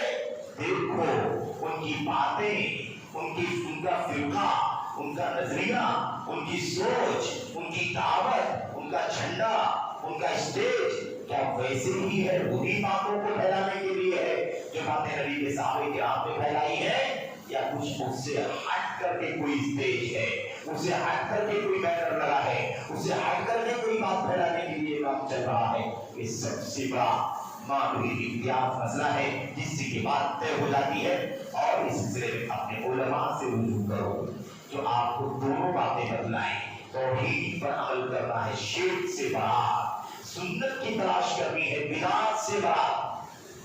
समझ रहे हैं? सुन्नत पर अमल करना है ये भी कहें, और बिदअत का बाइकाट करना है ये भी आपको समझाएं। इत्तेहाद के नाम पर, इत्तेफाक के नाम पर आपको ये बोझ न दें, आपको ये सबक न पढ़ाएं कि नहीं नहीं इनकार मुनकर मत करो, इससे तो नफरत पैदा होगी। इनकार मुनकर मत करो, इनको बुराइयों से जो कुछ भी ये नेगेटिव काम करते हैं उसे रोको मत। अगर रोकोगे तो आपसे नफरत करेंगे। जो आपको ऐसी पट्टी पढ़ाते हो, ऐसी बात बताते हो, खबरदार। इस्लामी दावत, इस्लामी तालीम और ताल्लुम की बुनियाद दोनों है, भलाई का हुक्म देना भी और बुराई से मुनकर से रोकना भी।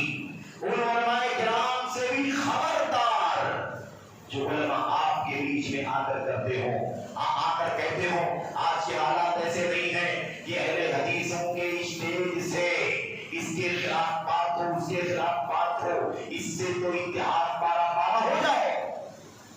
ऐसे उलमा से भी आपको क्या होना चाहिए? खबरदार होना चाहिए।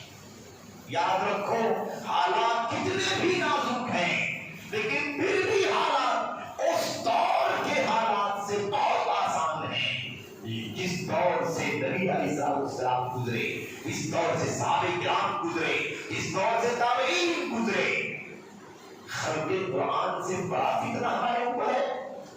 بھلا بتاؤ، مرتدین سے بڑا فتنہ ہے ہمارے اوپر؟ ابو بکر صدیق نے جس فتنے کا مقابلہ کیا تھا، امام احمد بن حنبل نے جس فتنے کا مقابلہ کیا تھا، یہ وقت کے سب سے بڑے علماء تھے، کیا اس سے بڑی مصیبت ہے آج؟ لیکن کیوں نہیں کہا صدیق اکبر نے کہ بڑا فتنہ ہے، ان مرتد ہونے والوں کو مرتد ہونے دو، ان کے خلاف آواز اٹھانے کی کیا ضرورت؟ زکات کا انکار کرنے والے ہیں، ان کو زکات کا انکار کرنے کو زکات نہیں دیتے ہیں چھوڑ دو، ان کے خلاف آواز اٹھانے کی کیا ضرورت ہے؟ یہ مدینے کے خلاف روکے دیتا اور مدینے کے خلاف سازشیں رچنے والے ہیں، ان کو چھوڑ دو اپنی حالت پر، ان کے بارے میں بات کرنے کی کیا ضرورت؟ کیا ابو بکر صدیق نے ایسا کیا؟ نہیں کیا نا؟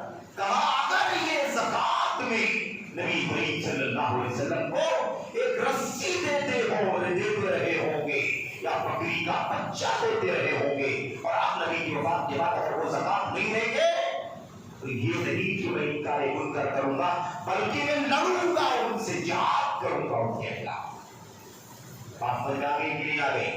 تو فتنے کا حوالہ دے کر کے منکر سے روکنے سے منع کرنے والے آپ کے ہمدرد نہیں ہو سکتے۔ ٹھیک ہے، انکار منکر کے اصول ہیں، انکار منکر کے ضابطے ہیں، کب انکار منکر کرنا ہے کب انکار منکر نہیں کرنا، یہ تو ٹھیک ہے، لیکن کوئی یہ کہے نہیں انکار منکر مت کرو، آج کل حالات اچھے نہیں ہیں، حالات اچھے نہیں ہیں، ایسے حالات نہیں ہیں کہ ہم اس سے منع کریں اس سے منع کریں، اس سے تو بڑے مسئلے ہیں۔ اگر کوئی ایسی بات کرتا ہے خبردار ایسے علماء سے بھی پوچھنا کہ کیا دعوت میں تعلیم و تربیت میں صرف بھلائی کا حکم دینا ہے یا منکر سے روکنے کا بھی حکم ہے؟ اب توحید کی بات کریں گے، شرک سے منع مت کرو، سنت کی بات کریں گے لیکن بدعت سے مت روکو، رافضیت سے، خارجیت سے، عقیدہ پرستی سے، ہے نا، انکار سنت سے، صحابہ کی توحید کرنے والوں کے خلاف مت بولو، انتشار پیدا ہوگا، اختلاف پیدا ہوگا اور آپس میں دوریاں پیدا، اس طرح کی بات کرنے والے۔ اور آپ کو سنا ہوگا شاید آپ نے، بعض علماء آج کے دور میں کیا کہتے ہیں؟ کہتے ہیں آج اہل حدیثوں کو سن لینا اچھی طرح سے، آج اہل حدیثوں کو اپنی تعلیم و تربیت میں اور اپنے دعوت کے کام میں منفیات سے گریز کرنا چاہیے۔ کس سے گریز کرنا چاہیے؟ منفیات سے، نیگیٹیوز کو نہیں ٹچ کرنا چاہیے۔ کون سی اہل حدیثیت ہے بھائی؟ کون سی اہل حدیثیت کی دعوت ہے جہاں بھلائی کا حکم دیا جائے اور برائی سے نہ روکا جائے؟ بات سمجھ آ گئی کہ نہیں آ گئی؟ تو یہ دھوکہ ہے، غلط ہے، باطل ہے یہ مسئلہ۔ انکار منکر بھی امر بالمعروف کی طرح سے ضروری ہے، اس لیے اب علماء سے نفرت کرنے کے لیے، نفرت دلانے کے لیے گروپیں کرتے ہیں، ان کو مسلم ایسا ہو جائے گا ویسا ہو جائے گا۔ بہرحال تعلیم و تربیت کے دعوت کے مسائل میں سے ایک مسئلہ یہ بھی ہے کہ لوگ چھوٹے مسائل کو بڑا بنا دیتے ہیں اور بڑے بڑے مسائل کو ہضم کر لیتے ہیں۔ عقیدے کا مسئلہ ہے، اصولوں کا مسئلہ ہے، عقیدے کا مسئلہ ہے، اصولوں کا مسئلہ ہے، منہج کا مسئلہ، اس کی فکر نہیں کرتے۔ بات سمجھ آ رہی ہے کہ نہیں آ رہی ہے؟ اللہ کے اسماء و صفات کی تعویل کرنے والوں کے خلاف ان کی زبان نہیں کھلتی، چلنے دو بھائی چلنے دو۔ بات سمجھ آ رہی ہے کہ نہیں آ رہی ہے؟ صحابہ کرام کی تنقید کرنے والوں کے خلاف زبان نہیں کھلتی، چلنے دیتے ہیں۔ سمجھ میں آ رہی ہے؟ اللہ کے نبیوں کے معجزات کی انکار کرنے والوں کے خلاف ان کی زبان نہیں کھلتی، لیکن چھوٹے چھوٹے ایسے مسائل جن مسائل کی بنیاد پر ولا اور برا کی بنیاد نہیں رکھی جا سکتی، ایسے مسائل کو ولا اور برا کی بنیاد بنا دیتے ہیں۔ یہ افراط و تفریط ہے، یہ افراط و تفریط ہے۔ ہونا کیا چاہیے میرے بھائیوں؟ عقیدہ و منہج کی بنیاد پر دوستی اور دشمنی کا معیار ہونا چاہیے۔ عقیدہ کتاب و سنت کے مطابق ہے آپ دوست ہیں، منہج کتاب و سنت کے مطابق ہے تو دوست ہیں، عقیدہ کتاب و سنت کے مطابق نہیں ہے تو دوستی نہیں، دشمنی۔ منہج کتاب و سنت کے مطابق نہیں ہے تو دوستی نہیں بلکہ دشمنی۔ بات سمجھ آ گئی کہ نہیں آ گئی؟ یہ ہے طریقہ۔ اور اب اس سے آگے بڑھ کر کے وہ کیا کرتے ہیں؟ اپنی ہوس اور خواہشات نفسانی کے پیچھے بڑے مسئلے کو چھوٹا مسئلہ اور چھوٹے مسئلے کو بڑا مسئلہ، ایسے فقہی مسائل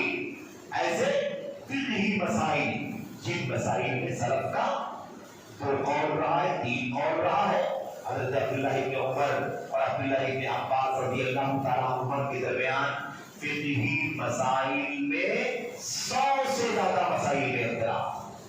کتنے مسائل میں؟ 100 سے زیادہ۔ حافظ ابن قیم رحمۃ اللہ علیہ نے اعلام الموقعین وغیرہ میں مسائل کا ذکر بھی کیا ہے، سمجھ رہے؟ 100 مسائل سے زیادہ میں ان کا اختلاف تھا، لیکن وہ مسائل فقہی مسائل تھے، اجتہادی مسائل تھے۔ اجتہادی مسائل میں جن مسئلوں میں سلف کے 2 اقوال ہیں، یہ بھی قول ہے، یہ بھی قول ہے، یہ بھی اجتہاد ہے، یہ بھی اجتہاد ہے، ایسے مسائل کو ایک مسئلے کو پکڑ لینا اور اسی کو حق منوانا اور اس کی بنیاد پر دوستی رکھنا، اگر مان لے اور نہ مانے تو دشمن گرداننا، یہ بھی دعوت کے تعلیم و تربیت کے میدان میں بڑا خطرناک پہلو ہے۔ کچھ لوگوں کا طریقہ ہوتا ہے، وہ عوام الناس کو چھوٹے چھوٹے مسائل کو الجھاتے ہیں۔ حکومت اور سیاست کے مسائل کا طریقہ کیا ہے میرے بھائیوں؟ بڑے بڑے ایشوز سے ذہن کو پھیرنے کے لیے، دھیان بھٹکانے کے لیے کیا کیا جاتا ہے؟ کوئی نیا ایشو چھیڑ دیا جاتا ہے، کوئی نیا ایشو چھیڑ دیا جاتا ہے تاکہ اس پرانے والے ایشو سے آپ کا ذہن کا ہو جائے، بٹن سیاسی لوگ کرتے ہیں۔ لیکن یہ بھی سیاسی انداز کا کام ہے کہ لوگ جو ہے بڑے بڑے مسائل سے، عقیدے اور منہج کے مسائل سے دھیان بھٹکانے کے لیے کیا کرتے ہیں؟ آپ کو چھوٹے مسائل میں الجھا کر اس کو بڑا بنا کر کے پیش کرنے کی کوشش کرتے ہیں اور اس کی بنیاد پر آپ سے دوستی اور دشمنی کا معیار قائم کر دیتے ہیں۔ یاد رکھیں کتاب و سنت اور سلف امت کے مسائل کے علاوہ جو بھی ولا اور برا کی بنیاد رکھتا ہے وہ حقیقت میں نفس پرستی کی راہ پر چلتا ہے۔ نفس پرستی ہے۔ چھوٹے مسائل، جزوی مسائل، فرعی مسائل، فقہی مسائل کی بنیاد پر جو اجتہادی مسائل ہیں اور ایک سے زیادہ رائے موجود ہے، ایسے مسائل میں شدت اختیار کرنا اور ایک اجتہاد کو پکڑ کر کے بیٹھ جانا کہ یہی صحیح ہے، اگر آپ بھی اس کو مان لیں تو ٹھیک اور نہ مانے آپ کہیں کہ میرا موقف دوسرا ہے، تو آپ کو دشمن سمجھنا۔ آپ کو کیا کرنا؟ آپ کو دشمن سمجھنا۔ بات سمجھ میں آ رہی کہ نہیں آ رہی؟ ارے بھائی آپ جو ہے مثال کے طور پر رکوع سے اٹھنے کے بعد ہاتھ باندھیں گے یا نہیں باندھیں گے؟ آپ باندھیں گے یا ارسال کریں گے؟ قبض کریں گے یا ارسال کریں گے؟ باندھ لیں گے یا چھوڑ دیں گے سیدھا رکوع کے بعد؟ اس مسئلے میں اختلاف، مسئلہ جزوی ہے، مسئلہ فقہی ہے، مسئلہ اجتہادی مسئلہ ہے، صریح دلیل کے ساتھ نہیں ثابت ہے، عمومی دلیلوں سے کہیں پتہ چلتا ہے۔ اب علماء کے 2 اقوال ہیں، ایک طبقہ کہتا ہے کہ عمومی دلیلوں پر عمل کرتے ہوئے ہاتھ باندھ دینا چاہیے، دوسرے طبقہ کہتے ہیں نماز جیسے مسائل میں ایک باریک مسئلے کی وضاحت کی گئی ہے، اگر ہاتھ باندھنے کی بات ہوتی تو کہیں نہ کہیں صراحت کے ساتھ یہ مسئلہ ضرور سمجھایا گیا ہوتا۔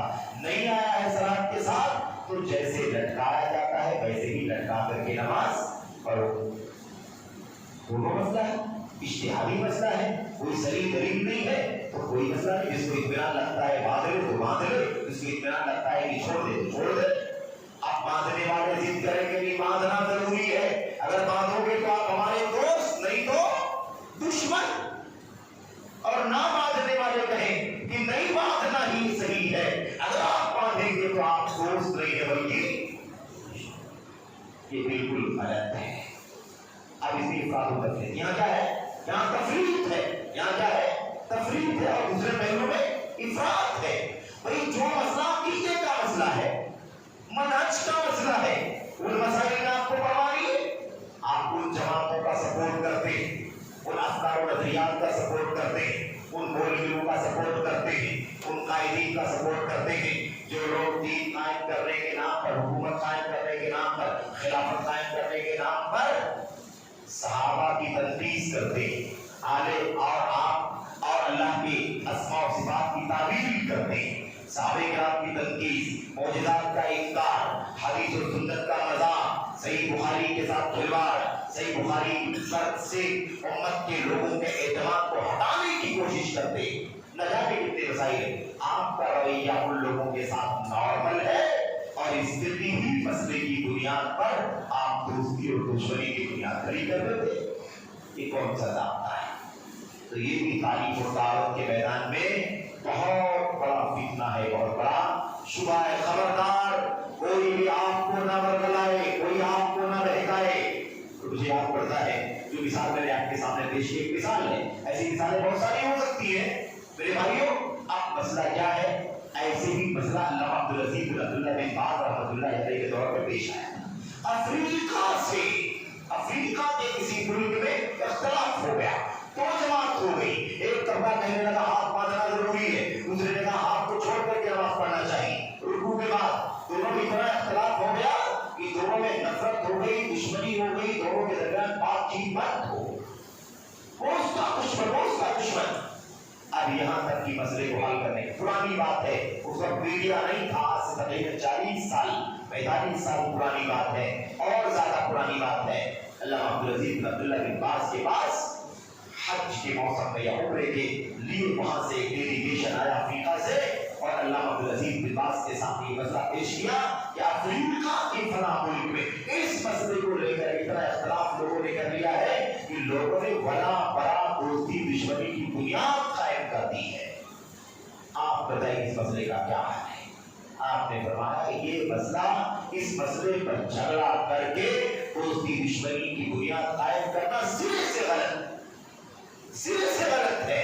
जब उस मसले में कोई सही दलील नहीं है, इज्तिहादी मसला है, तो न वो उसको बुरा कहे न वो उसको बुरा कहे, और न इसको अपनी बात बनवाए उससे, और न अपनी बात बनवाए इससे, बल्कि जिसको जो इत्मीनान लगता हो उस पर अमल करे, माजूर माना जाएगा। तब जाकर के मसला बड़ी मुश्किल से खत्म हुआ। तो खुलासे कलाम क्या है? ये भी तारीफ और दावत के मामले में बहुत बड़ा फितना है और सलफियत के मिजाज के सरासर खिलाफ। ऐसे ही बहुत सारे मसाइल जिनमें सलफी मनहज से दूर हैं लोग, तालीम और तरबियत और दावत का ही मसला है। वो मसला ये है कि जैसा कि मैंने इशारा पहले किया है, इससे पहले कि लोगों ने एक नजरिया बना रखा है कि बातिल फिरकों पर रद्द करना अच्छा है। हालात अच्छे रहेंगे, इंतशार पैदा होगा, दुश्मनी पैदा होगी और बहुत ज्यादा और बिगड़ा होगा। दुश्मन हम पर हमला करेगा, दुश्मन हमारे इख्तिलाफ का फायदा उठाएगा। इस तरह की बात करके बातिल पर रद्द न करना, उनको चलने देना, मुनहरिफ फिरकों, मुनहरिफ शख्सियतों के खिलाफ सवाल न खोलना, उनके इनहराफ वाले अकाइद, इनहराफ वाले मसाइल और उनके स्टैंड को नॉर्मल चलने दो, नहीं बोलना, नहीं रद्द करना, और रद्द करने वालों पर रद्द करना। ये भी तालीम और दावत के मैदान में एक बहुत बड़ा मसला, बहुत बड़ा फितना पैदा हो गया है। याद रखें इस सलफ़े उम्मत को जो मिशन कुरान करीम ने दिया, सुन्नत ने दिया, वो मिशन क्या है? वो मिशन दोनों चीजों से जुड़ा हुआ है। वअन्न हाज़ा सिराती मुस्तक़ीमन फत्तबिऊहु वला तत्तबिउस सुबुल, इत्तबिऊ वला तत्तबिउस सुबुल। दोनों चीजें होनी चाहिए। हक की इत्तिबा करो और जो हक नहीं है उसकी इत्तिबा मत करो। दोनों जरूरी है। जो ये कहता हो कि बातिल के खिलाफ मत बोलो, इनहराफ के खिलाफ मत बोलो, बातिल फिरकों के खिलाफ मत बोलो, बातिल शख्सियात के खिलाफ मत बोलो, रद्द मत करो, है ना? जो ऐसा आपको समझाए, याद रखो कि वो अपनी सलफियत के मिशन में खालिस और खराब, या तो इल्म ना हो और या फिर इल्म होते हुए अगर ऐसा काम करता है तो वो किसी मकसद के पेश नजर ऐसा करता है, समझ रहे हैं? और वो मकसद इस उसूल के खिलाफ है जो उसूल अल्लाह तबारक व तआला ने कलाम उम्मत को दिया है, अल्लाह के नबी उम्मत को, और खुद नबी करीम सल्लल्लाहु अलैहि वसल्लम ने मेरे भाई उम्मत को मिशन दिया है। हक की इत्तिबा होनी चाहिए, अहले हक का साथ देना चाहिए, बातिल से दूरी अख्तियार होनी चाहिए, और अहले बातिल के खिलाफ ज़बान से, कलम से जिहाद किया जाना चाहिए। یہ تو اب اس کو رواداری کہتے ہیں. کیا کہتے ہیں؟ رواداری. آپ نے سنا ہوگا ایک ساتھ ممبر پر کھڑے ہیں, ممبر پر کھڑے ہو کر کے جماعت اسلامی کے وہ کسی منصب پر فائز ہیں, جنوبی ہندوستان کے کسی مسجد کے ممبر سے انہوں نے بات کہی ہے. آپ نے شاید سنا بھی ہوگا, کوئی عیب نہیں ہے, انہوں نے اپنا موقف پوری دنیا کے سامنے جو باطل ہے اور بڑی ڈھائی سے اس کو انہوں نے پھیلایا, تو کیوں نہ اس کی حقیقت کو صراحت کے ساتھ امت کے سامنے پیش کر دیا. ممبر سے وہ آدمی جمعے کے خطبے میں کہتا ہے اتحاد یہ ہے کہ ہر فرقہ اپنے فرقے پر قائم رہے, ہر فرقہ اپنے راستے پر چلتا رہے. ایک بریلوی ہے قبر پرستی کرتا ہے, وہ قبر پرستی کرتا رہے. ایک تبلیغی ہے, دیوبندی ہے, وہ اپنی تبلیغیت دیوبندیت کی راہ پر چلتا رہے. جماعت اسلامی ہے, جو بھی ان کے یہاں ہے نا, ان کے یہاں جو مظاہرات اور جو بینر اور جو اس طرح سے جو ان کے یہاں جذباتیت کا کام ہے یہ کرتے رہے. سب کو اپنے اپنے راستے پر چلنے دو, کوئی کسی کے خلاف نہ بولے, سب اپنا ممبر پر آئے, ہر آدمی اپنی دعوت دے, بریلوی اپنی دعوت دے, سب سنتے رہو, دیوبندی کی دعوت دے, سب سنتے رہو, جماعت اسلامی والا اپنی دعوت دیتا رہے, سب سنتے رہو. کوئی کسی کے خلاف بات کرے نہ کرے. جب وہ کھڑے ہو کے بات کرے تو یہ دونوں اس کے خلاف نہ بولے, جب ایک دوسرا بولے تو یہ دونوں اس کے خلاف نہ بولے, جب تیسرا بولے تو بقیہ دونوں اس کے خلاف نہ بولے. سب اپنی اپنی بات پھیلائے, اپنی اپنی دعوت دے, سب کو اپنا اپنا حق رہے. جب کوئی ان پر رد کرنے کے لیے کھڑا ہو تو سمجھ لو کہ وہ اتحاد کے خلاف کھڑا ہو رہا ہے.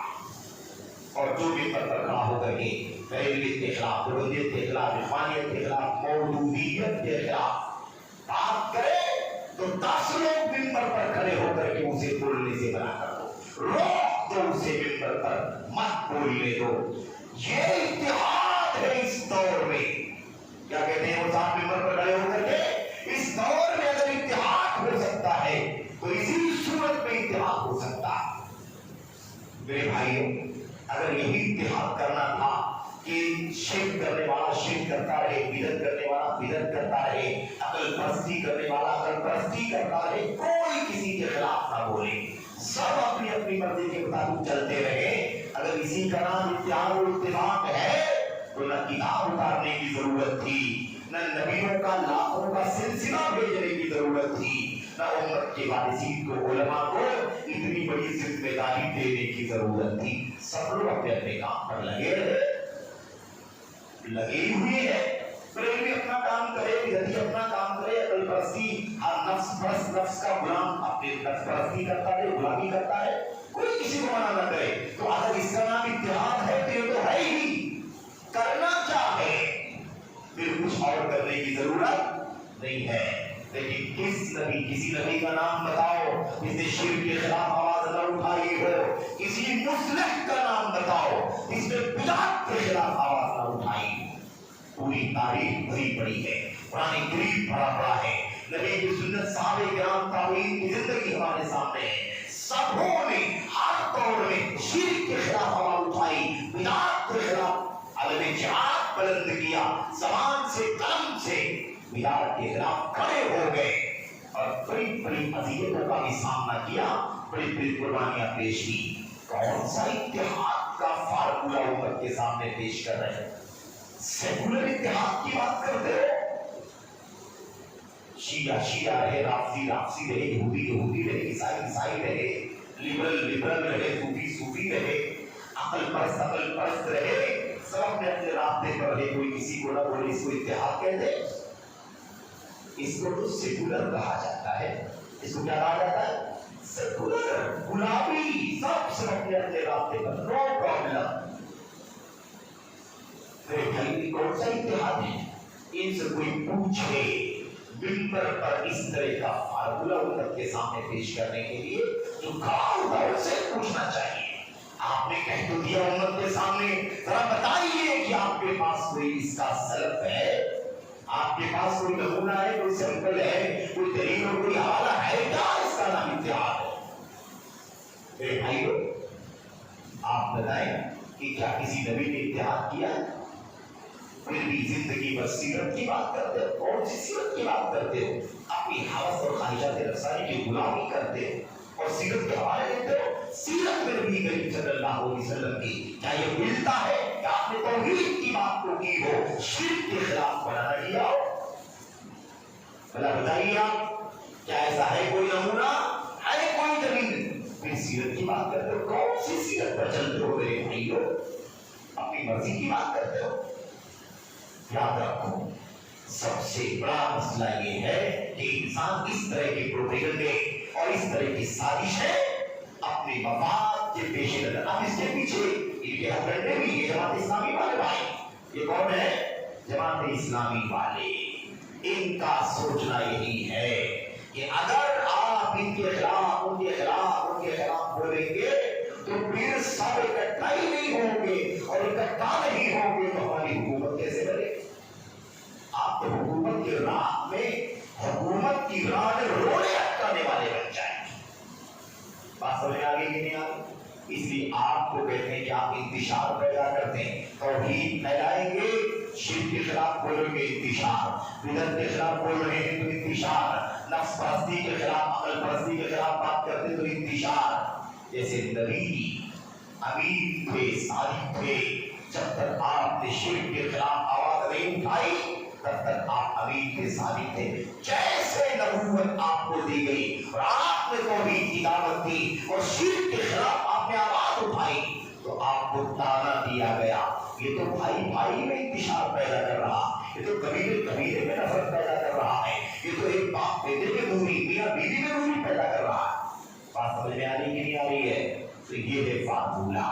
تو یہ سلفیت نہیں، یہ تو ہوس نفس پرستی ہے. اور حاشا وکلا اس کو کوئی اتحاد کا نام دے، اتحاد نہیں ہے، یہ تو حرف کی غلامی ہے، نفس پرستی ہے. یاد رکھیں اس بات کو.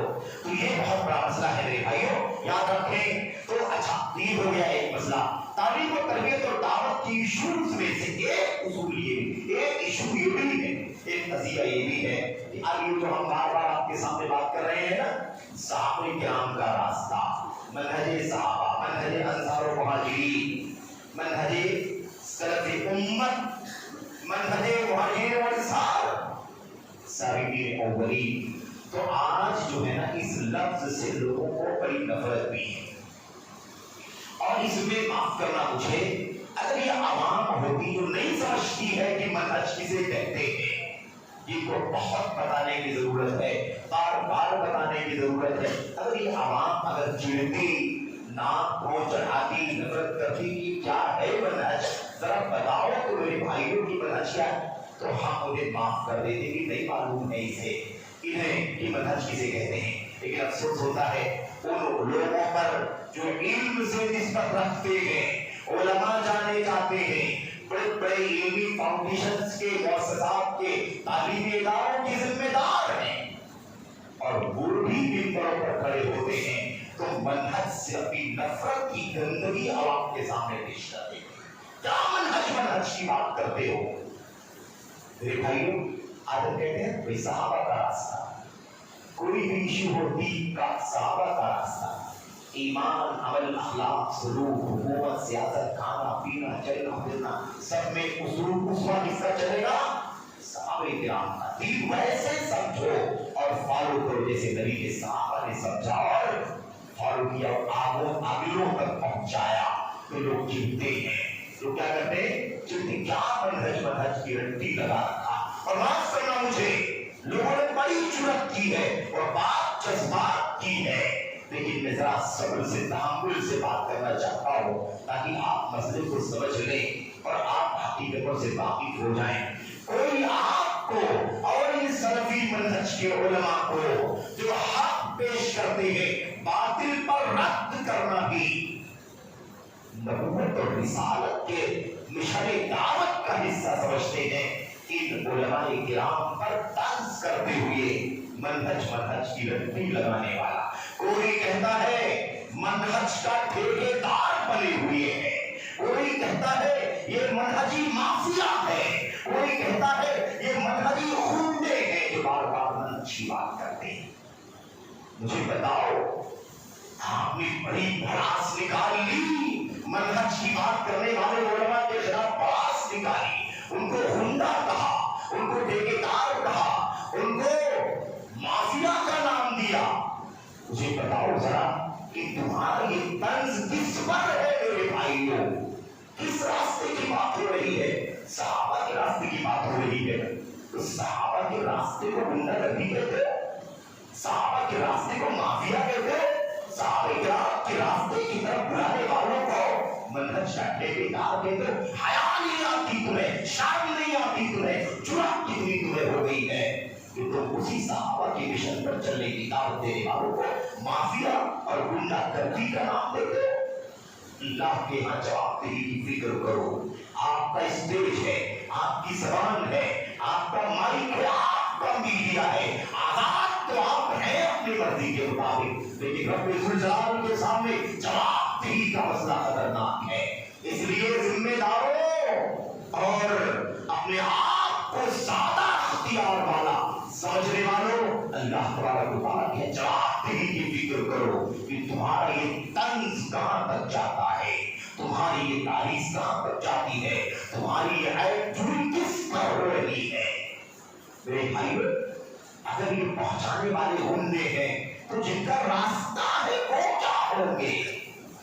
اگر یہ دعوت دینے والے گنڈے، اگر یہ صحابہ کے راستے کی طرف بلانے والے مافیا، تو پھر صحابہ کا راستہ کیا ہوگا اور اس صحابہ کیا ہوں گے؟ ذرا سمجھو مجھے اور سمجھاؤ مجھے میرے بھائیو، کہنا کیا چاہتے ہو؟ اس لیے میرے بھائیو، اللہ سے دعا کرو کہ اللہ تبارک و تعالیٰ ان لوگوں کو ہوش کے ناخن لینے کی توفیق عطا فرمائے، انہیں اللہ تبارک و تعالیٰ سمجھداری عطا فرمائے، جذباتیت سے اور خود سری سے اور منمانی اور جذبات میں کچھ بھی بول دینے سے اللہ تبارک و تعالیٰ بچنے کی توفیق عطا فرمائے۔ نام سلفیت کا، نام اہل حدیثیت کا، اور پھر منہج کے خلاف اتنی جرأت و جسارت۔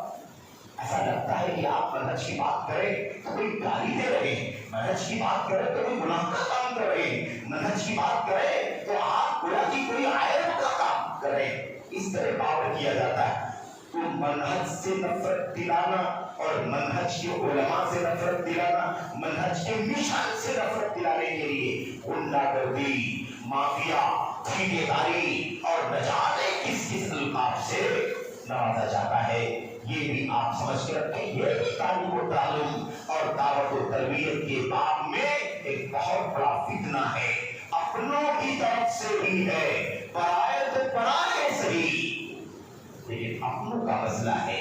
اللہ سے دعا کرو کہ اللہ تبارک و تعالیٰ ان لوگوں کو حق اور ہدایت کی اور اصل کی سچائی کی طرف آنے کی اللہ تبارک و تعالیٰ توفیق عطا فرمائے۔ میرے بھائیو، بدعت کو یہ بھی دعوت کے میدان میں بہت بڑا فتنہ ہے کہ بدعت کتنا خطرناک شر الامور ہے۔ کیا ہے بدعت؟ بدعت کیا ہے نبی کی زبان سے؟ وشر الامور محدثاتها، بدترین چیز ہے۔ کیا ہے؟ بدترین چیز ہے۔ اچھا، بعض لوگ کہتے ہیں بدعت کے بارے میں، تو بدعت کے بارے میں آپ نے ایک بار کہہ دیا بدعت ہے، غلط ہے، رافضیت، خارجیت، عقل پرستی، صوفیت، صحابہ کو گالی دینا، برا بلا، یہ سب بدعت ہے اور حرام غلط ہے۔ تو کیا آپ بار بار بولتے رہیں گے؟ کیا بار بار منہج، کیا بار بار جو ہے آپ اس کو بدعت، اس کو بدعت، یہ بدعتی ہے، وہ بدعتی، آپ بار بار کیوں بدعت اور بدعتی کی مرمت کرتے رہتے ہیں؟ کیا اس کا آپ وظیفہ پڑھتے رہیں گے؟ کیا آپ فکر کرتے رہیں گے؟ مجھے بتاؤ، نبی کریم صلی اللہ علیہ وسلم کا کون سا خطبہ ہوتا تھا؟ کون سا خطبہ ہوتا تھا؟ کب نبی صلی اللہ علیہ وسلم صحابہ کو کسی بھی مسئلے کے لیے مخاطب کرتے تھے، کھڑے ہوتے تھے اس بولنے کے لیے، سمجھانے کے لیے، اور آپ اپنے خطبے میں یہ بات نہیں کہتے تھے؟ کیا؟ فَإِنَّ خَيْرَ الْهُدَى هُدَى مُحَمَّدٍ صلی اللہ علیہ وسلم وَشَرُّ الْأُمُورِ مُحْدَثَاتُهَا۔ ہر خطبے میں نبی دہراتے ہیں سب سے بہترین راستہ نبی کا راستہ ہے، اور سب سے بدترین چیزیں اندر اسلام کے اندر نکالی ہوئی بدعات ہیں۔ کیا آپ نبی کو کہہ رہے ہیں کہ بار بار آپ کو بدعت کی برائی کرنے کی کیا ضرورت ہے؟ بار بار آپ کو بدعت کو برا ہے برا ہے برا ہے سب سے بری چیز ہے، آپ کو بار بار کہنے کی کیا ضرورت ہے؟ نبی بار بار کہتے ہیں تو ہم کیوں بار بار نہ کہیں کہ بدعت غلط ہے، بدعتی باطل پر ہے؟ آپ بدعت کے معاملے میں آپ اتنے سنجیدہ ہیں، آپ کو سنت کی غیرت نہیں ہے، اور آپ کو بدعتیوں کے خلاف اگر رد کیا جائے تو آپ کو غیرت آتی ہے کہ بار بار بدعت کے خلاف آپ بدعت کو کیا کرنا چاہتے ہیں؟ امت کے سامنے بدعت کو معمولی ثابت کرنا چاہتے ہو، نارمل بنانا چاہتے ہو؟ کیا بدعت بھی ہلکی چیز ہے، معمولی چیز ہے؟ کیا بتانا چاہتے ہو؟ مسلمانوں بات سمجھنے کی ضرورت ہے، اپنے اپنے برائے سب اس کے اندر اللہ کی قسم بات کرنا مجھے بہت حد تک غیر سنجیدہ نظر آتی ہے، اس لیے اس سے بہت زیادہ فکر مند ہونے کی ضرورت ہے۔ یاد رکھو بدعت کو کبھی ہلکا اور معمولی نہیں سمجھ سکتے، بدعت کی مذمت کو، اس کی شر کو، اس کی قباحت کو کھول کھول کر کے بیان کرنے کی ضرورت ہے۔ ایسے ہی تعلیم و تربیت اور دعوت کے ایشو میں ایک معاملہ یہ ہے کہ آدمی یہ نہیں سمجھتا کہ یہ علم جو نبوت کی وراثت ہے اور اس کے وارثین سے ہی علم حاصل کرنا چاہیے، بلکہ اس معاملے میں آزاد، اس معاملے میں کیا ہے؟ آزاد ہے۔ آدمی یہ معیار بھول جاتا یا نہیں جانتا یا نہیں سمجھتا یا نہیں فالو کرتا کہ علم حاصل کس سے کیا جانا چاہیے۔ علم حاصل کیے جانے کے لائق کون ہے، کون سنت کا عالم ہے، کون عالم بھی ہے اور کون عالم نہیں ہے، اور کون سنت کا عالم ہے اور کون سنت کا علم والا نہیں ہے، کون فرقوں کا عالم ہے، کون بہت سارے پارٹیوں کی طرف بلاتا ہے اور اپنے اپنے نظریات اور اپنی گھڑے کی طرف بلاتا ہے، نہیں سمجھتے۔ ٹی آر پی دیکھ کر کے فیصلہ کرتے، سوشل میڈیا پر شہرت دیکھ کر کے فیصلہ کرتے، ان کے چینلز کے سبسکرائبر کو دیکھ کر کے فیصلہ کرتے، ان کے فالوور کو دیکھ کر کے فیصلہ کرتے اور ان کو سننا شروع کر دیتے ہیں۔ خبردار، یہ کوئی معیار نہیں ہے، یہ کوئی معیار نہیں ہے۔ وہ علم حاصل کرنے کے لائق ہے جو سنت کے سچے علماء ہیں، جو علماء نہیں ہے وہ بھی علم حاصل کرنے کے اہل نہیں ہے، ان سے علم حاصل نہیں کیا جا سکتا، اور جو علماء ہیں لیکن سچے سنت کے علماء نہیں ہیں، ان کے یہاں خلل ہے، ان کے انحراف ہے، ان کے یہاں برائیاں ہیں، کمیاں ہیں، کھوکھلے ہیں، وہ ایسے لوگوں سے بھی علم حاصل کرنا درست نہیں ہے۔ اب چاہے وہ کوئی بھی ہو، کتنا بھی نام ہو، کتنی بھی شہرت ہو، اس سے قطع نظر ہم یہ معیار اپنی مرضی سے طے نہیں کرتے، یہ معیار اللہ کا کلام طے کرتا ہے، نبی کی سنت طے کرتی ہے۔ کن سے علم حاصل کرنا ہے؟ ان علماء سے علم حاصل کرنا ہے جو علماء ہیں، غیر علماء نہیں ہیں، اور جو علماء سنت کے علماء ہیں، پختہ سنت کے علماء، ان سے علم حاصل کرنا ہے۔ اور وہ کتنا بھی بڑا عالم ہے، بڑا سے بڑا مصنف ہے، بڑا سے بڑا باحث ہے، اس کے دوسرے بڑے فضائل ہیں، کچھ فرق نہیں پڑتا۔ علم کا معیار اور سنت کے علم کا معیار فالو کیا جائے گا۔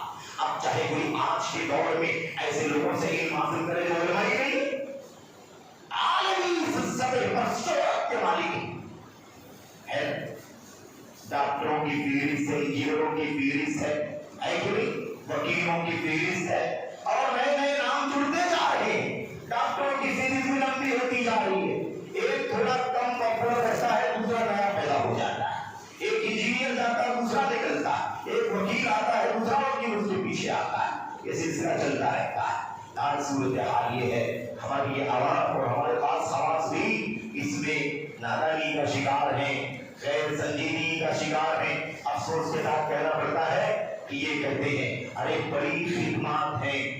نائک صاحب کے بارے میں جب اعتراض کیا امت کے سچے علماء نے کہ ڈاکٹر ذاکر نائک علماء میں سے نہیں ہے، ان کے پاس دین کا، اصولوں کا، عقیدے کا کوئی علم نہیں، اور عقیدے میں پمفلٹ بھی نہیں پڑھا، اصولوں میں منہج میں کچھ نہیں پڑھا، ان کے پاس جو اساتذہ ہیں ان میں سے کوئی بھی سنت کا اور خالص عقیدے منہج کا، سنت کے اور سرد امت کے منہج کا کوئی استاد نہیں ہے۔ تو لوگ کہتے ہیں ارے بھائی بڑی خدمات ہیں، انہوں نے ہزاروں کو کلمہ پڑھوایا، انہوں نے اتنے لوگوں سے اسلام قبول کروایا، ان کے اتنے فالوور ہیں، ان کے اتنے فالوور ہیں، انہوں نے یہ کیا، انہوں نے وہ کیا. تو اگر اتنی بڑی فضیلت ہے کلمہ پڑھوانے کی تو یہ فضیلت تو ابو بکر کو بھی حاصل نہیں ہے، یہ فضیلت عمر بن خطاب کو بھی حاصل نہیں ہے، یہ فضیلت تو صحابہ کو تابعین کو بھی نہیں حاصل ہے. تو کیا مطلب صحابہ سے بھی زیادہ اونچے ہیں کہ فضیلت کے اعتبار سے؟ یہ کلمے پڑھوانے سے کیا ہوتا ہے میرے بھائیو؟ اصل تو معیار ہے کہ آپ جو بات کہہ رہے ہیں اس میدان کا آپ کو علم بھی ہے یا نہیں ہے. موٹے موٹے مسائل میں بڑی بڑی بھیانک غلطیاں اور انحراف کا شکار اور اس کو اس طرح کی باتیں. ایسے اور بہت سارے لوگ ہیں. پاکستان کا ڈاکٹر اسرار ہے اور میں بہت ساری تفصیلی باتیں کر چکا ہوں، ان تمام میں تفصیل سے جانے کا یہ موقع نہیں ہے. لیکن یاد رکھیں یہ سب کے سب سنت کی راہ سے ہٹے ہوئے جماعت اسلامی کی فکر اخوانیت کی ڈگر پر چلنے والے لوگ ہیں. کوئی جزوی طور پر، کوئی کلی طور پر، کوئی ظاہری طور پر، کوئی خاموش انداز میں. ان کے راستے سنت کے راستے نہیں ہیں. سمجھے؟ ان کو اپنا استاد بنانا، ان کو سننا اپنی ایمان و عقیدے کو خطرے میں ڈالنے کا مسئلہ ہے. اسی طریقے سے بہت سارے لوگ تو واضح ہے کہ میرے بھائیوں ایک اہل حدیث سے کوئی تعلق نہیں ہے کہ نہیں؟ چاہے طارق جلیل کا مسئلہ ہو، طارق مسعود کا مسئلہ ہو، یا اور اس قسم کے کچھ اندر کے باہر کے مولویوں کا مسئلہ ہو. حیرت تو اس بات پر ہے کہ یہ جو معلوم ہے کہ کٹر دیوبندی اور صوفی قسم کے لوگ ہیں اور مقلد جامد ہیں اور سنت اور اہل سنت اور حدیث اور اہل حدیثوں کی ہمیشہ مخالفت کرتے رہتے ہیں. ایسے لوگوں کی ایک چھوٹی سی بات کوئی سن لیتے ہیں کہ وہ اہل حدیثوں کی تائید میں بول گیا تو اس کی ویڈیو کو اتنا پھیلاتا ہے ہمارا اہل حدیث جماعت کہ اتنا دیوبندی سب مل کے بھی پھیلاتے، اتنا صوفی مل کے بھی نہیں پھیلاتے. اسٹیٹس پر کوئی لگا رہا ہے، کوئی اپنے پیج پر لگا رہا ہے، کوئی اپنا میرے بھائیوں اس کو اپنا پیج بنا رہا ہے، کوئی ادھر ادھر پھیلا رہا ہے، کوئی اسٹیٹس لگا رہا. اس طرح کی صورتحال بن گئی ہے. کیا دیوانگی ہے؟ اپنے اہل حدیثیت کو کھری کرو، کھری.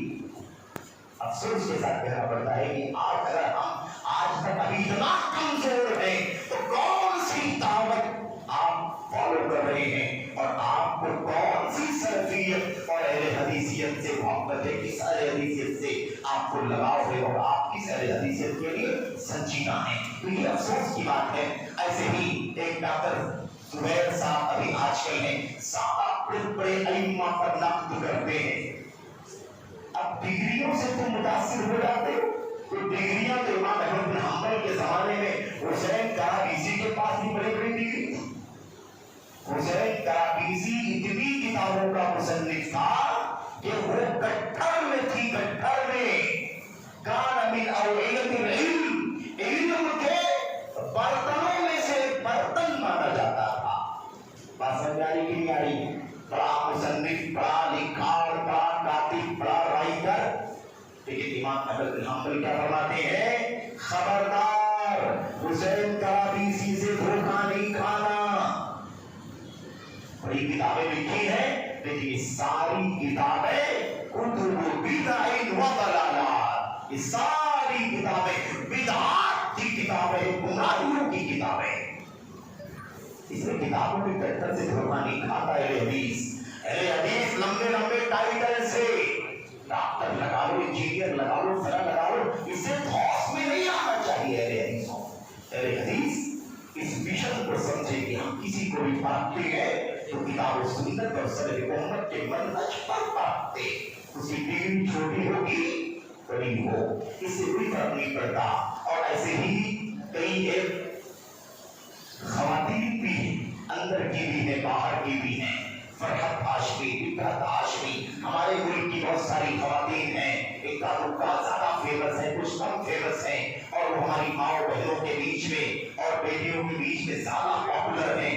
کوئی تحقیق نہیں کرنا چاہتا ان کا عقیدہ کیا ہے، ان کا منہج کیا ہے، ان کا علم کہاں کا ہے، ان کا استاد کون سا ہے، ان کی تعلیم کہاں ہوئی، ان کی تربیت کہاں ہوئی. کوئی تحقیق ہی نہیں کرنا چاہتا. میڈیا دیکھ کر کے لوگ دیوانے ہوئے.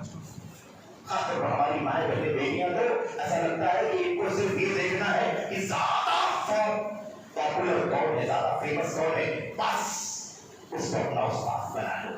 اتنے سال سے اور یہ کتاب لکھی، کوئی شرح کیا. میں اس سے پہلے عرض کر چکا ہوں ये बड़ा काश्मीरी का बैकग्राउंड जमात इस्लामी का। इनके वालिद जो थे वो सरगोधा के परसों तक जमात इस्लामी के अमीर थे और इनकी दावत ये है कि आपको किसी भी फिरके से कोई नफरत नहीं करनी है। आप तफसीर करें तो तबलीगी की तफसीर भी पढ़ें, बरेलवी की तफसीर भी पढ़ें, हत्ता कि शिया की तफसीर भी पढ़ें, सबको पढ़ करके तफसीर करें। कौन सी बड़ी हदीसियत है? हमारी माए बहने गौर करें, ये कौन सी हदीसियत है? आप नहीं गौर करती। इसलिए खबरदार, हमें सबका एहतराम है, लेकिन हम हक से ज्यादा किसी को काबिल एहतराम नहीं समझते। सबसे ज्यादा अजीज वो अकीदा है जो किताब और सुन्नत से मिला है। सबसे ज्यादा अजीज और महबूब वो रास्ता है जो सहाबे किराम से उम्मत को मिला है। उससे ज्यादा अदब और एहतराम के आलोचना किसी चीज को नहीं समझते। ये मुश्ते नमूना खरवारे की ये चंद मिसालें हैं। इस फहरिस्त में बहुत सारे लोग हैं, उन सबका एहसास करना, उन सब को जमा करके सबके नाम गिनवाना मकसूद नहीं है। खुलासे कलाम ये है कि ये भी तालीम और तरबियत और दावत के मैदान में सलफियत की के मिशन से दूरी या बिगाड़ का नतीजा है कि हम ये भी नहीं जानते कि कौन उस्ताद बन सकता है, कौन उस्ताद नहीं बन सकता। अंधे गूंगे बहरे होकर के इसके पीछे उसके पीछे, जो चिल्लाए उसके पीछे चलना शुरू, जो आवाज लगा दे उसके पीछे चलना शुरू। ये किसका काम है? ये हदीस का काम नहीं होता है। हदीस दलीलों के पीछे चलता है। नदूर मा दलील है सुधार, जहां दलील जाती है पहले हदीस जाता है। हम किस पर चलते हैं भाई? दलीलों पर चलते हैं। दलील किसका नाम है? दलील नाम है किताब और सुन्नत के मुर्शिद का। इल्म नाम है किताब और सुन्नत की दलील का, और दलील नाम है किताब और सुन्नत की गाइड करने वाली दलील का। इसलिए हमारा उसूल साफ तय होना चाहिए। मेरे भाइयों याद रखें, इंजीनियर मिर्जा की बात चल रही थी, खुली राफिजियत फैलाने वाला। साहबे किराम को एक एक करके किताबें खोल खोल करके गालियां देने वाला। हज़रत मुआविया रज़ियल्लाहु तआला अन्हु, हज़रत अम्र बिन आस को और दीगर साहबे किराम को और मजबूरी तौर पर बनु उमैया को मेरे भाइयों हालत तान बनाने वाला इंजीनियर मिर्जा हमारे बहुत सारे नौजवानों का उस्ताद है, बहुत सारी हमारी माओ बहनों बेटियों का उस्ताद।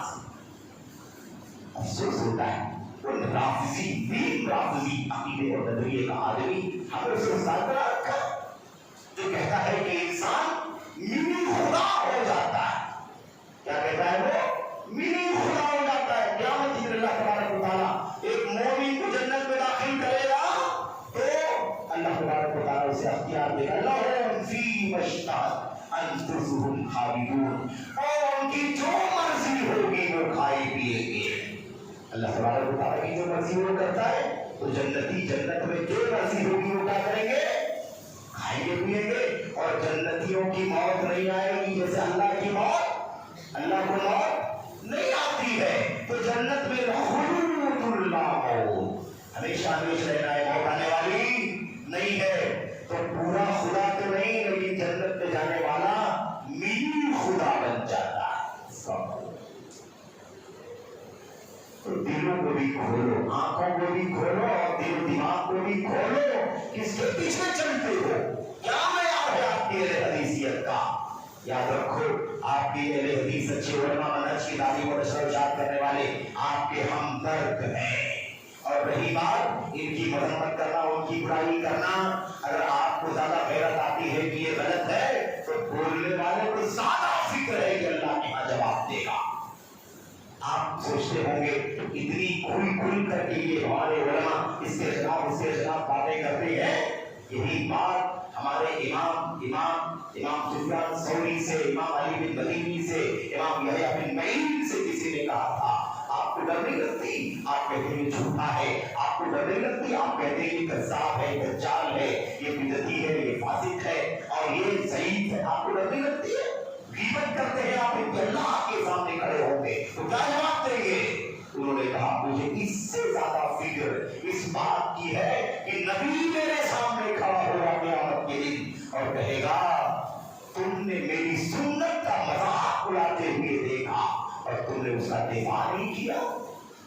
میرے یہ دشمن بن جائے، مجھے اس کی فکر نہیں ہے، مجھے نبی کے سامنے کھڑے ہو کر کے اس کا جواب دینے کی فکر ہے کہ تم نے سنت کا مذاق اڑاتے ہوئے سنا اور دیکھا اور تمہاری حیرت نہیں جاگی کہ تم اس کے خلاف سوال سے برد سے جواب کر۔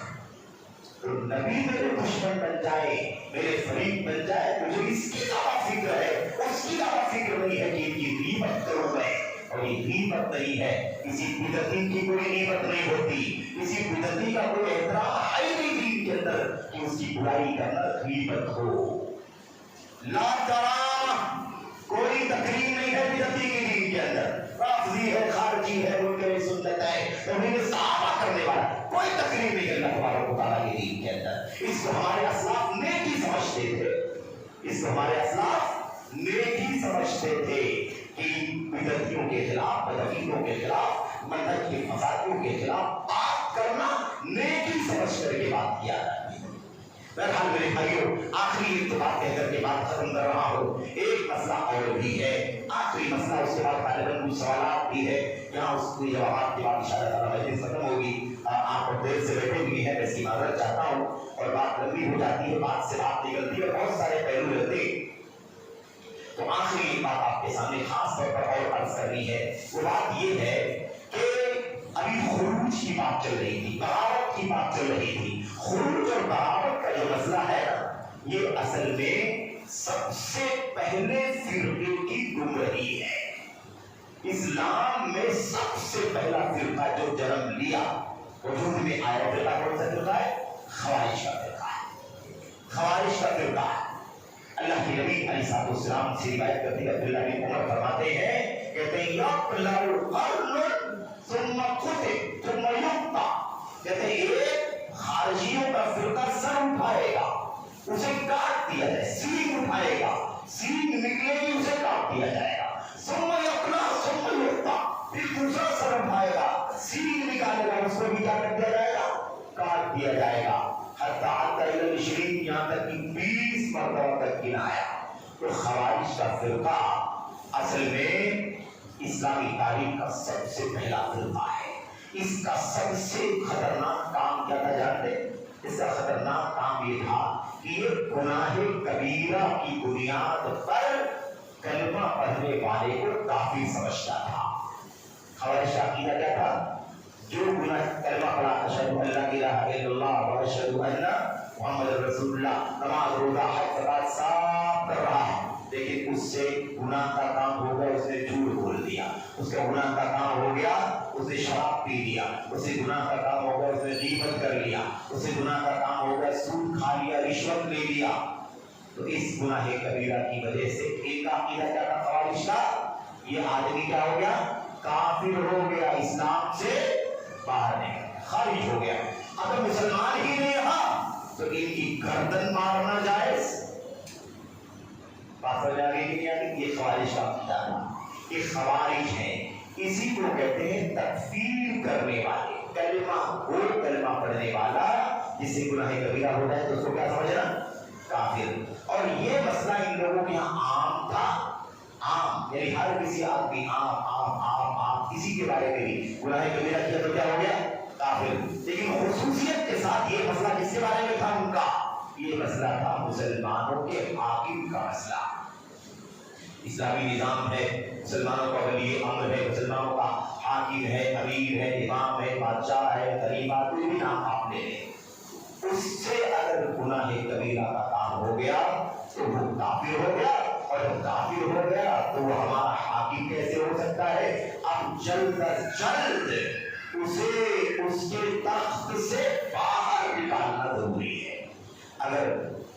اگر اسے تخت سے، اس کی حکومت سے، ہے نا، اگر باہر نکالا جا سکتا ہے تو ٹھیک ہے، اور اگر نہیں مانتا ہے تو گردن زدگی، اسے کیا کیا جائے گا؟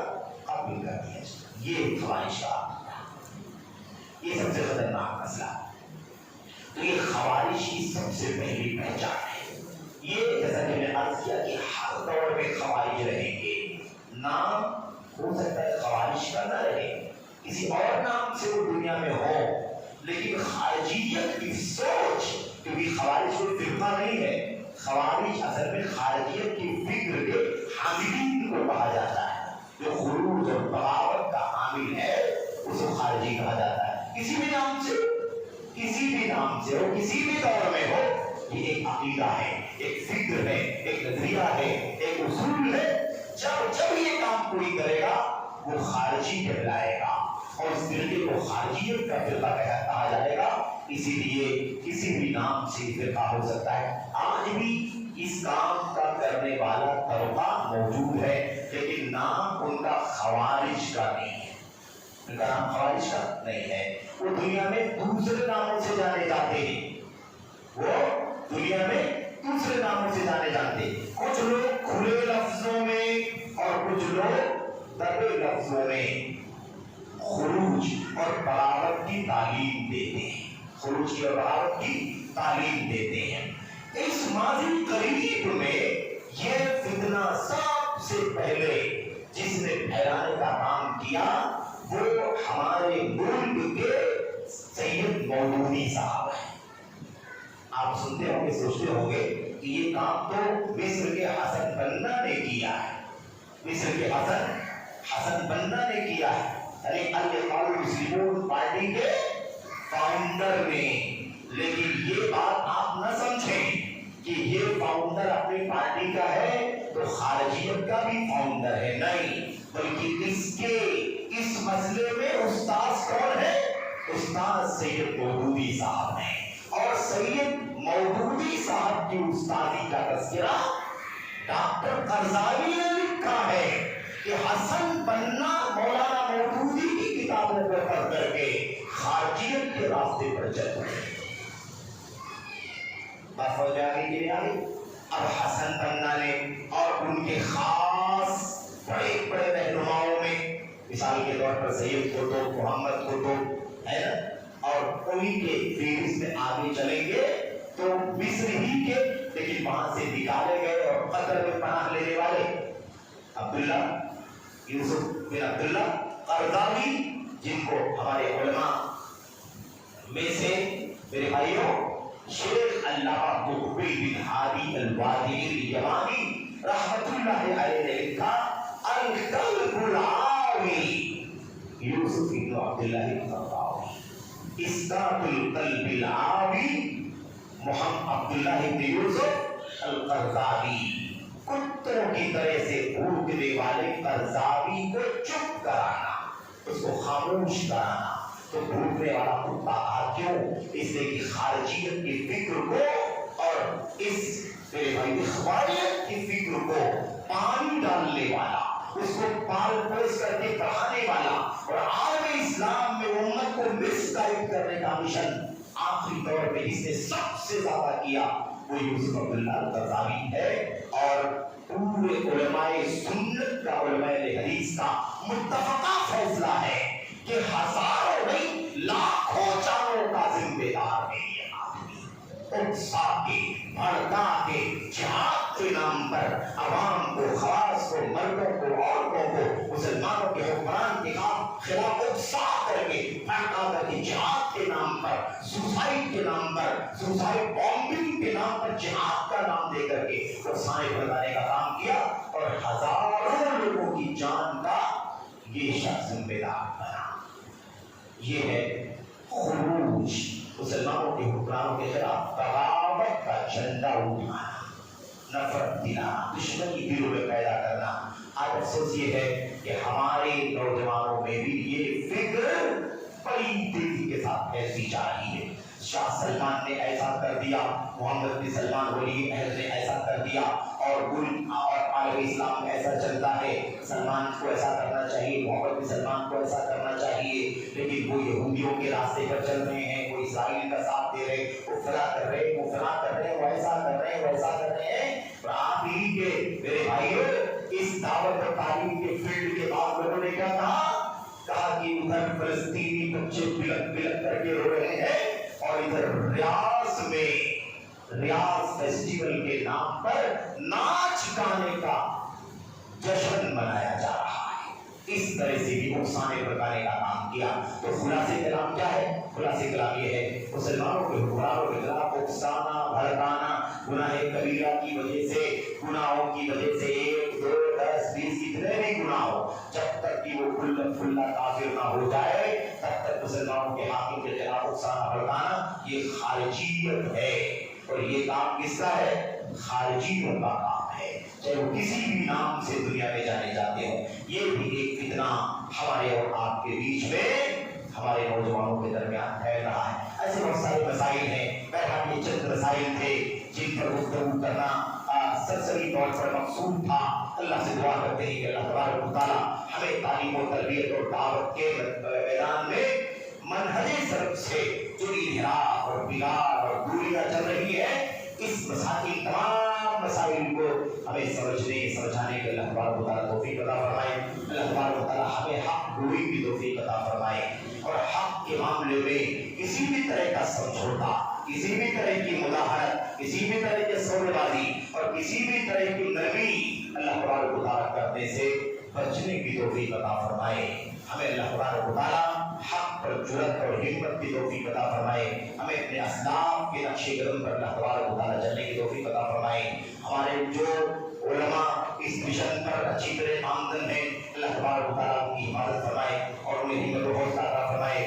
جو ہمارے عزیز، ہمارے بزرگان اور ہمارے حوصلہ مند جوان اس مشن میں اپنی وقت کی، مال کی اور اپنی تمام تر صلاحیتوں کی قربانیاں دے رہے ہیں، اللہ تبارک و تعالیٰ انہیں اس پر استقامت کی توفیق عطا فرمائے، اور اللہ تبارک و تعالیٰ انہیں مزید اس مشن پر اپنی ذمہ داری ادا کرنے کی توفیق عطا فرمائے۔ اس راستے میں آنے والی پریشانیوں کو، مشکلات کو اللہ تبارک و تعالیٰ اپنے فضل و کرم سے دور فرما دے، آمین یا رب العالمین۔ وصلی اللہ وسلم وبارک علی نبینا محمد وعلی آلہ وصحبہ اجمعین۔ والسلام علیکم ورحمۃ اللہ وبرکاتہ۔